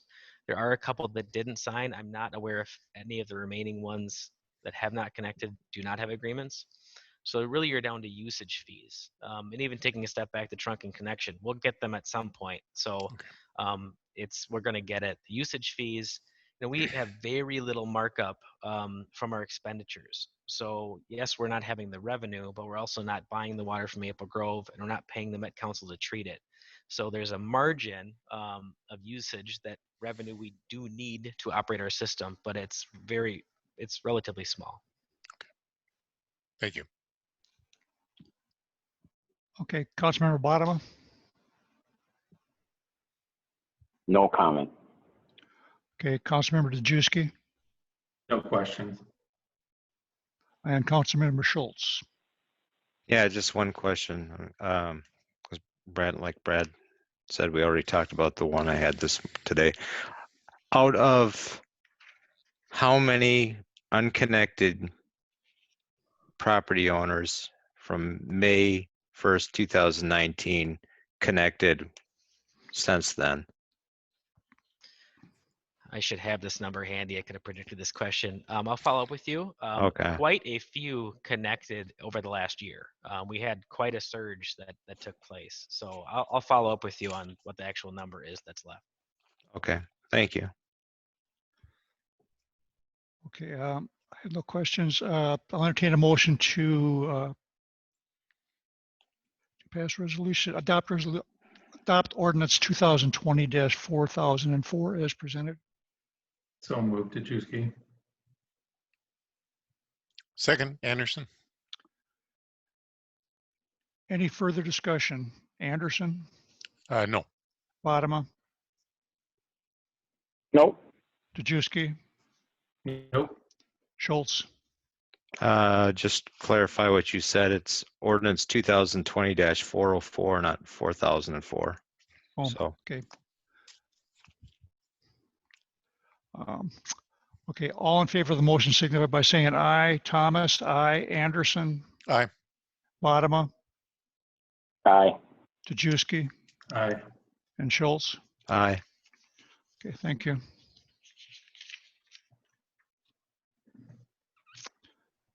Okay, we'll go on to item 10B, which is a letters of support for County Road 119 and 117. Thank you, Mayor and Council, and I just have a brief two slides, I think, here. But essentially, Hennepin County is seeking funding for improvements to the intersection in northwest Corcoran that touches Rogers and Hanover, known as the 117 County Road 19 intersection. As you see here, you can move forward, Jessica. They're looking for funding from a couple different sources that would be for improvements likely in 2024, 2025 if they were to receive that. So I've drafted a letter supporting the project in general, as well as asking them to consider further improvements downstream to the County Road 19, County Road 30 intersection, which Public Works Director Madsen brought up would be key to also improve if improvements were made to 19 and 117. But also included a position that the city of Corcoran is not in support of any Corcoran financial contribution, as this primarily, well, it's 2 county roads for one thing, and it supports people majority outside of Corcoran. I think it's a good project for the region. I think getting our position down in writing early about where we're at is good. The county, however, does have the authority to adopt a finance policy, and if they do adopt it, Corcoran would be responsible for 50% of the project costs in Corcoran. Now, most of it, I believe, would be in Rogers and Hanover. But that being said, if they're going to do a project, having another third-party source to buy that down is important. So federal funding would only help to eliminate Corcoran's responsibility if they did the project and required us to contribute, even though we didn't support it. So looking for a motion to authorize myself to submit the letters in support for the 2 grant funding opportunities. I guess I heard what you said, Brad, but I guess the overarching question I would ask is, if we did not write a letter of support, would we be in a stronger position to fight us having to fund it in the future if Hennepin County deemed that we had to? No, I think we'd have a better opportunity with putting our flag in the sand now. And then additionally, if they're going to do it anyway at some point, the federal funds will buy down Hennepin County share, possibly Corcoran share. So I think the short answer is no. Yeah, but I mean, my position on it is Corcoran shouldn't be spending a penny on this. This is not our problem. It's not being created by our residents, and it doesn't benefit the city in any way, shape, or form, other than to improve safety, which needs to be done, but it's not our fault. So anything we can do to make sure that that is conveyed is important as far as I'm concerned. Other comments, Anderson? No. Bodema? Yeah, I kind of see it how you do, and I'm a little bit torn. I would like other people's comments, because there doesn't seem to be a big win here. I would rather spend. I don't feel we should be responsible for a county road in any way, and we pay $3 million a year in taxes, and I still am still searching for what that gets us, and it doesn't appear to get us much. I actually don't know what it gets us, and I have enormous reservations about submitting this letter and drafting it. But I mean, this is a time where I have an opinion, but I need other people to sort of I want to hear your thoughts about it, because I'm not set on this. I kind of want to, can you come back to me after I hear other people talk? Okay. Councilmember Tajewski? Well, John, I don't have a whole lot to offer. I mean, what was already said, I'm in agreement with. I don't want to pay any of this. I guess I want some clarity, Brad, if you could provide it, on how the county can just decide we have to pay 50% of this. Where does that come from? When, you know, they just did all this work on 10 and 50 and we didn't have a finger in that. Why does this, what different threshold do we have here? Well, it's difficult. It's a perfect question, and it's difficult to answer it because even right now, when I ask the county for where's their policy about cost sharing, they have a draft document that's not approved. Further, they have no budget for this project. So even the letter asking us to support a project with a cost sharing policy that doesn't exist, with a project cost that is unknown, obviously we can't possibly support that. But that being said, the goal of this is to get federal funding to support improvement of infrastructure that's not in downtown Minneapolis. And I think that's generally a good goal, and we support that of the county. I agree with you. If they came in and had the authority today, we don't have any money to give them. So I don't know what that would look like. So then maybe, I mean, as I'm reading over the letter, the draft that you wrote, you said the city of Corcoran for this application and project, acknowledging that the city is aware of the project and understands that the city will likely have financial responsibilities as they relate to this project. I don't like that line. Maybe that's what I'm hung up on, is I think we can acknowledge the importance of this project and the need for the county to address it. However, the city of Corcoran is not in favor of the cost sharing model that has been proposed. Correct. And just to be clear, Councilman Dejewski, are you referring to the letter that Hennepin County sent? Because I don't think my letter Oh, okay. acknowledges. Yeah. I flipped to the wrong one. Sorry. Yeah. Yeah, so I kind of feel like, I mean, you did say in yours, wait, no, your supports improvements, seeking grant funds, does not support the use of corporate funds for the project. So maybe I don't know if the cost sharing model should be a part of that or not. I'll jump in. I think it will be important if and when the county proceeds with design and development. This is really going to go to a federal committee who's going to decide how funds get distributed. So that's definitely a nuanced discussion. I don't know how important it is for this letter. Okay. Okay. Councilmember Schultz. Yeah, I agree with the comments about the financial support aspect of it not being Corcoran's responsibility. They're two different letters, right? They're both going to the same location, or they're going to two different spots? One's for MnDOT Highway Safety Improvement Program, and the other one is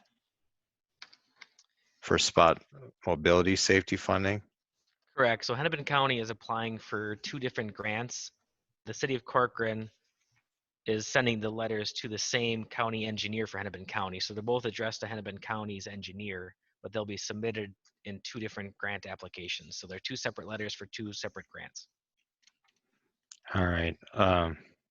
There's a typo in the second letter in the last paragraph. Yeah. You might want to look at it, but I think sending the letter and stating that we don't support the use of Corcoran funds is smarter than not sending a letter at all, because it puts it down that we've stated this up front versus not stating a position at all in the future.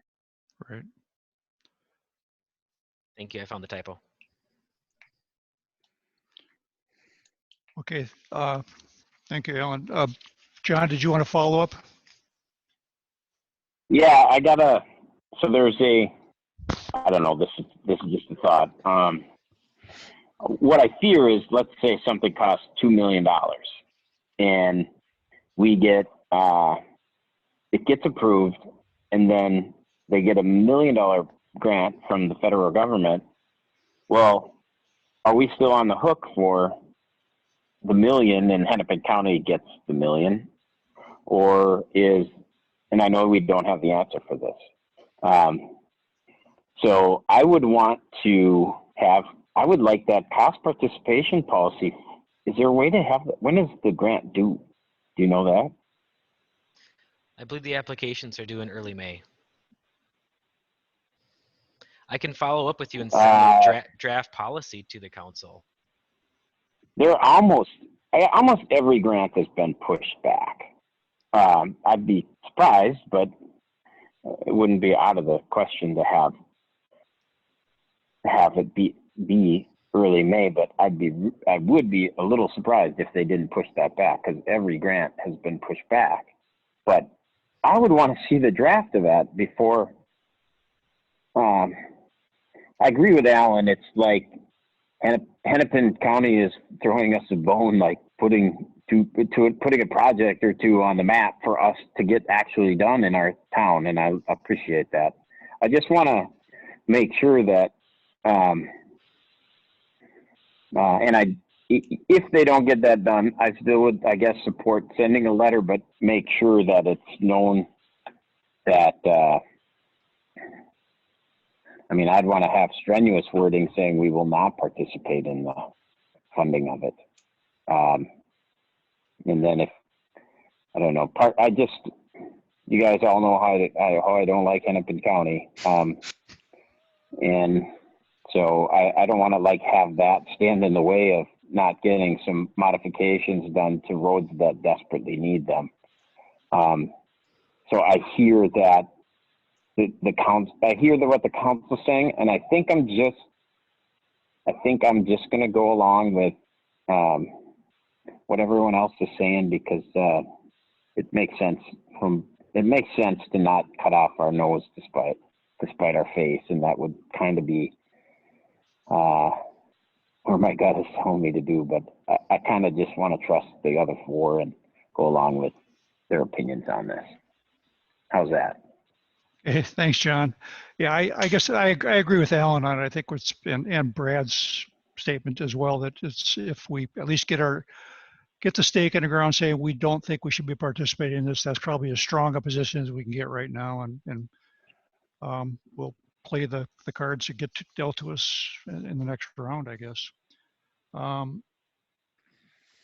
Brad, you need a motion on this? Yeah, correct. Looking for a Authorize. motion to authorize myself to submit the letters as presented with the typo correction, I guess. Okay, I'll entertain a motion to authorize Brad to present the letters as presented. So moved, Anderson. Second, Schultz. Okay, all in favor signify by saying aye. Thomas, aye. Anderson, Aye. Bodema, Aye. Dejewski, Aye. and Schultz. Aye. Okay, thank you. Thank you, Brad.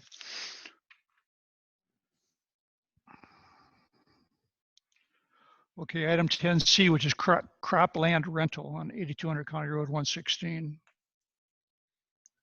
Mayor and Council, and I think I have one or two slides for this, Jessica, as well. But essentially, south of City Hall, the city owns property that's been farmed for quite some time. It's about 21 acres tillable. As part of this year's purchase agreement with St. Therese, we did not go out for bids to rent the property. However, the funding decision for St. Therese has been delayed. So what we have is working with the renter who farmed it last year. He's looking to do a wheat crop this year. And what we do is we'd have an agreement with the same renter. We'd use the same rates that the other bidders paid this year, which actually is the one who received the bids is the same person who would farm this. You would have a payback clause if we needed to grade it in advance of the harvest. And that would be somewhere around $250 per acre. And then of course we would not collect the rent at that time as well. So whether we take the check and put it in escrow or whatnot, but either essentially we have somebody farm it or we have to maintain it. And I think it's best just to get a crop in. I've been talking with St. Therese. They're pushed back. Obviously they're dealing with congregate care during a pandemic, so they're quite busy themselves these days. So I'm not sure. I did talk to the city attorney today. I do need to get the blessing via email from St. Therese because the purchase agreement says we cannot enter into any other agreements on the property without their approval. But I don't foresee that being a problem. So really what it comes down to, either we have to maintain it or we try to rent it out and have somebody else do something with the property, and that makes the most sense. So looking for a motion to authorize myself to enter into an agreement with Peter Luer for that purpose. So moved. Dejewski. Second, Anderson. Okay, on the discussion, Brad, did I hear you correctly? You said we'll get we'll get the rent from Lure, but if we have to pay the crop back, we'll end up paying him for his expense for putting it in and have to give him the rent back. So it would be $250 an acre cost to us. And that would come out of the city's pocket. Correct. So we're at risk for about $5,000. What's the rental income? It's thanks, 100 Mayor. sorry. $141 per acre this year is the rental fee.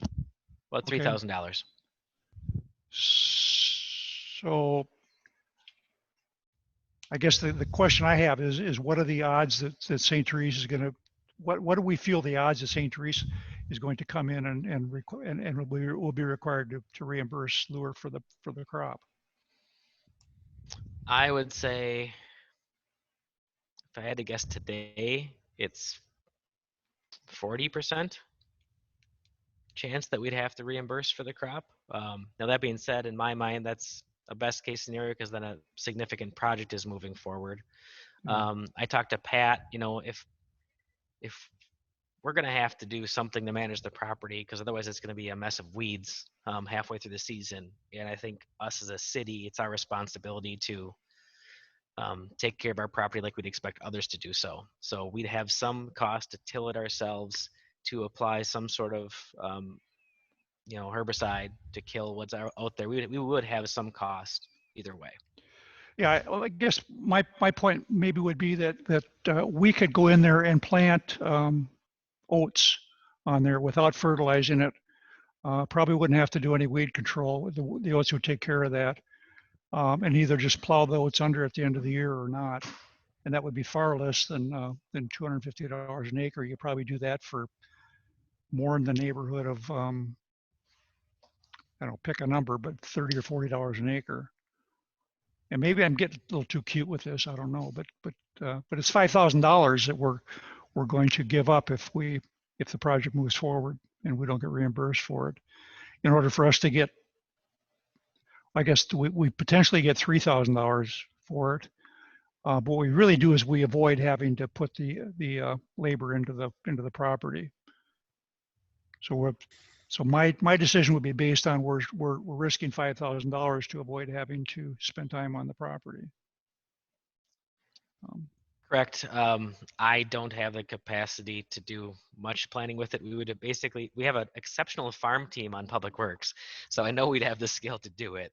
It's just we're already down a staff person, barely keeping up with maintaining city infrastructure. Yeah. And so it's what do you want to focus on? Yeah, and this is the problem I have is if it was my personal decision, I would not do this. I would just get my planter out and put oats in there, I guess. But it's not. It's obviously it puts a burden on staff and everyone else. So that's probably the deciding factor. So I guess I'll bow to the decision of the council.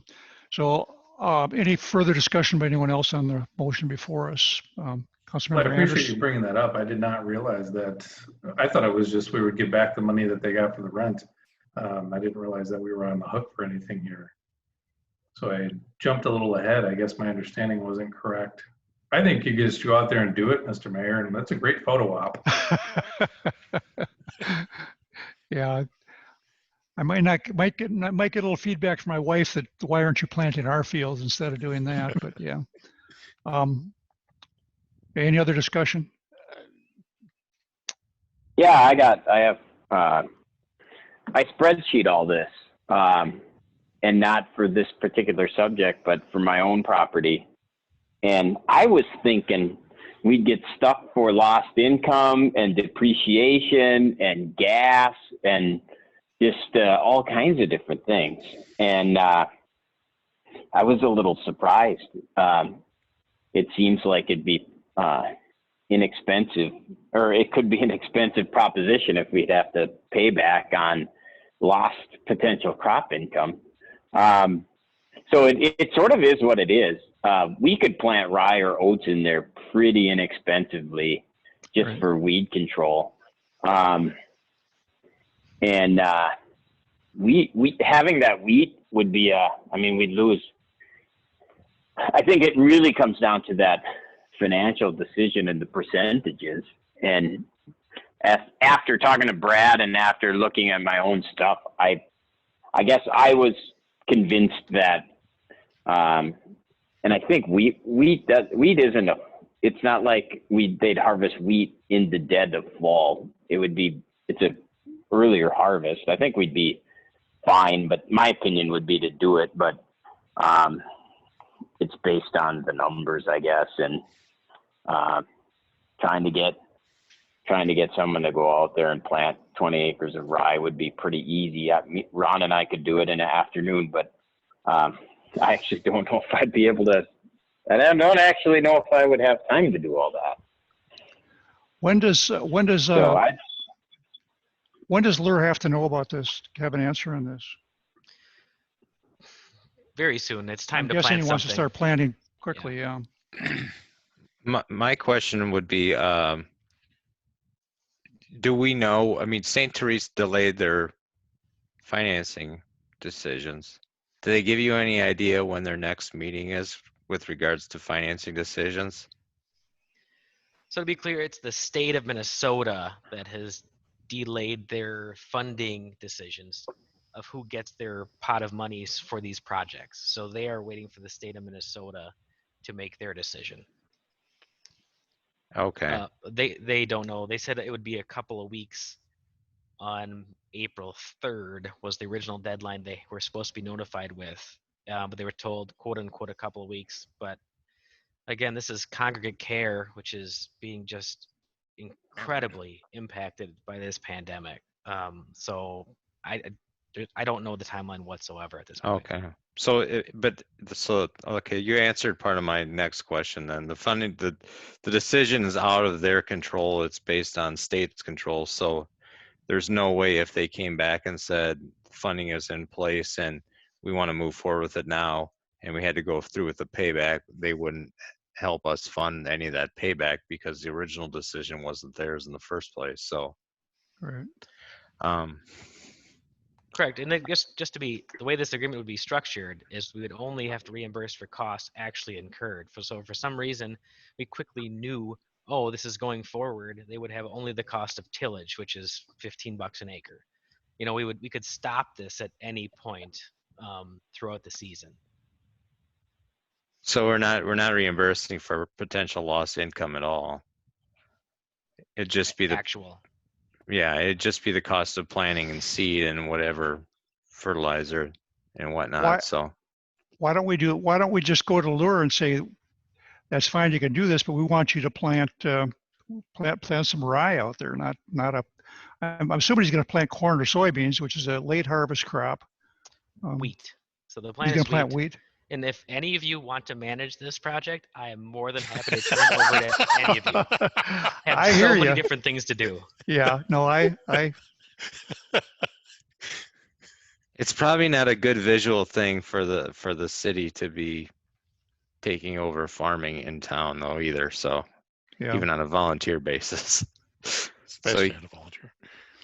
Okay, I'm done objecting. I guess we have the motion to do the to authorize staff to enter into the agreement with Mr. Lure. Any further discussion? All in favor signify by saying aye. Anderson? Aye. Bodema?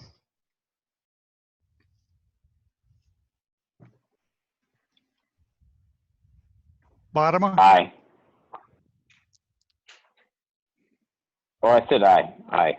Okay. Dajewski? Aye. Aye. Dajewski? Aye. And Schultz? Aye. And Thomas? Aye. Thank you. Thanks for humoring us, Brad.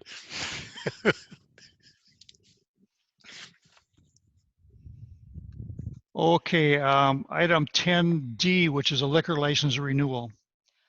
Thank you, Mayor and Council. So liquor license renewal is coming up in May here, and with the pandemic, as you know, local establishments have been impacted particularly. So I did get a request from one of our liquor establishments to talk about liquor license renewals and what that might look like. Due to their ability to afford that. So I worked with the city attorney to come up with a few options. One, we make no changes to liquor fees for 2020. One, we do a conditional license with fees due in the future. Third, we could do a one-time reduction in fees. And fourth, we could do a combination of looking at a conditional date for fees in the future, as well as doing a review in the future should there be some changes with things happening with the pandemic. So really looking for some feedback from council on if they want to move forward with allowing some flexibility in those fees so we can get moving forward on the renewal process for 2020. Okay, Jessica, can we, if we delayed the fees being due until October 1st, could we then at that point in time look and see? My inclination would be to say, okay, they were shut down for 3 months or 6 months. We're going to cut the fee in half or a third or whatever we're going to do. We could do those in 2 stages. Yes, that's what I'm proposing with option number 4 there, is that we delay it until October 1st and then we reevaluate potentially in August once we have more information about that pandemic. Because to your point, that was kind of the discussion with the attorney, is that if there's a longer term impact, fees for 2019 through June have already been paid. So it's really, this is for future fees. Okay. Any questions from council? Anderson? No, I think this is the right thing to do. Okay, Bodema? No questions. Dejewski? No questions. And Schultz? I agree with Tom. It's the right thing to do. Option Okay. 4. Okay, I'll entertain a motion to authorize staff to delay the liquor license fee request or requirement until October 1st, and then at that point in time, institute option 4. So moved. Second, Dejewski. All in favor, signify by saying aye. Thomas, aye. Anderson, Aye. Bodema, Aye. Dejewski, Aye. and Schultz. Aye. Okay, thank you. Thank you, Yeah. Jessica. Okay, staff reports. I guess we have the item 11A, the active planning applications. Are there any comments on that, on those? Do we know, is there going to be a planning commission meeting on May 7th?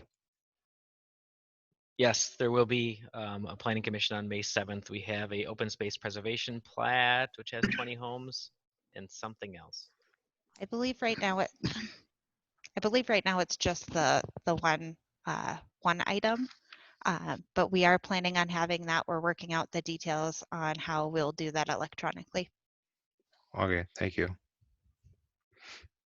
Anything else? Okay, item 11B, which is a pandemic response update. Thank you, Mayor and Council. We're seeing U.S. cases right around 845,000. Cases in Minnesota are continuing to increase. We're at about 2,942 cases in the state, up about 221 new cases a day right now. In the state currently, there's been about 200 fatalities, and in Hennepin County, there's about 1,157 cases, and we're averaging about 81 new cases a day with 123 fatalities. So what we're seeing is we have been able to push out that curve in Minnesota. We're still seeing the increase coming, but as you know, we're still climbing that peak. Long-term care facilities are really seeing the worst impact. As we talked about earlier, about a third of the cases in Minnesota have been in long-term care facilities, and about 3/4 of the deaths have been in long-term care facilities in Hennepin County. as we know, the social distancing measures and stuff have had an impact, but right now they're still projecting the peak in mid to early July. So we still are, as we know, going up that curve. And as they start to relax the social distancing restrictions and start lifting some of the other restrictions in the community, there will be an increase in cases. That's by design. They know they can't keep things shut down forever, but what they really, with pushing that curve out, the hope has been to delay it so that we can prepare the healthcare system, that we can prepare all of our systems to be able to accommodate the surge in patients across the board. So what that curve will look like, we're not sure, but most of the models are still predicting the peak in that early July, possibly later July at best case scenario, or late June in a worst case scenario. So I can pass it on to Brad if he wants to give any more of the city updates. Just a few brief things, Mayor and Council, and really, obviously tonight you talked about the closure through May 15th, so we'll have City Hall closed at least through May 15th. And part of the numbers that Matt just walked through are some of the reasons we may choose to recommend continuing closing City Hall for longer periods of time. The more we can keep our people safe away from other people, we're going to try to do that. And we've also been pretty effective about doing business the way we're doing it right now. I sent an email out, expenses to date through this council meeting. We're up to just over $15,000. We were at $12,000 2 weeks ago. So we're really leveling off. That's thanks to the initial investments in technology, personal protective equipment. We're really where we pretty much need to be. We're talking about whether we're going to have to increase our burn rate assumptions because of elections, having to have masks for all of our election judges. We're instituting some new mask requirements for staff here at City Hall when they are at City Hall. But even with the $15,000 expenditures, we're down a full-time public works person right now. We've pushed off the planning, the city planner hire, so there's really no impact seen that we'll have to worry about with our budget at this point. Really, the long-term play is with tax revenue in the future. We have minimal staff on site. Jessica has a full plan for admin, who's in what day. It's hardly anybody, and then just taking turns as needed coming in. Continuing operations as normal, and then really just continuing to prepare for the future when we have staff go down. And I think we're pretty ready for that as much as we can be. But just overall, just want to share, I'm really proud of the entire team. We're communicating really well. We're sharing daily new challenges and how to deal with them. And one that came up this week was Kevin brought up, how are we going to do closed sessions? And we all stared at each other for a little bit, and we're going to work on that because we will have to review some easement purchases coming up. And how do you have an online meeting and then have a closed session and then come back to it? So these are things that just take some brain power to work through. We'll get through all of them, but just to show the challenge there. So just really doing really well as we can. It's stressful, it's challenging. Many of us are doing distance learning on top of it, but the team's doing a really, really good job. So that's all I have to add.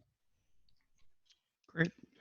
Well, thank you very much, Brad, and staff. Thank We you. really appreciate the work you're doing. We Indeed. certainly see it and understand it. We know there's a lot of stuff going on behind the scenes that we don't see, that we can't even imagine, I'm sure. So, okay, is there anything else, any other business? Staff? Oh, just the council schedule when you get to it. Well, pardon, the schedule update, yeah. As Mayor and Council, the next meeting is May 14th. We did have a scheduled work session. Sorry, just making sure I wasn't muted. We did have a scheduled work session on May 14th. My recommendation is to cancel that, and we can do that just by general consensus, or the mayor can just call that we're canceling that meeting. I highly recommend that. On the May 14th regular meeting, we'll have the bids for the water main improvements. We have the audit has been completed. Jessica did a great job managing a fully remote audit, so we'll have those results and talk about some transfers.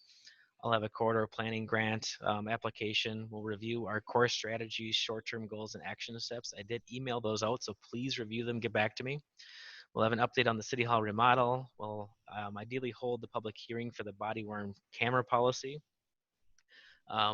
We'll bring back, I think, the liquor license payment plan again, and then review a plan for helping us with some financial assistance. So a lot going on. Michelle informed me today, however, it is bonus week next week. So it's one of the 4 weeks where we do not have a packet to get out or a council meeting next week. So enjoy one of 4 bonus weeks of the year. Hallelujah.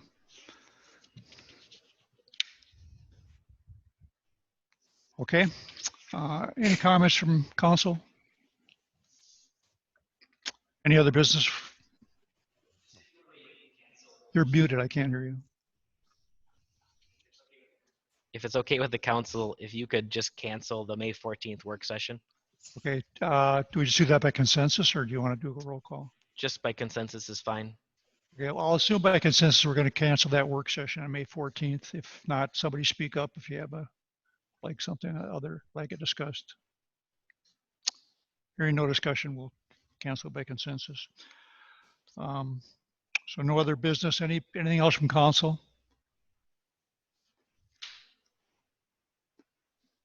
Hearing none, I'll entertain a motion to adjourn. So moved. Second, Anderson. All in favor signify by saying aye. Thomas, aye. Anderson. Aye. Bodema. Aye. Dejewski. Aye. And Schultz. Aye. Okay, great. Thank you very much. Thanks. Thank you. all. Good night. Good job, guys.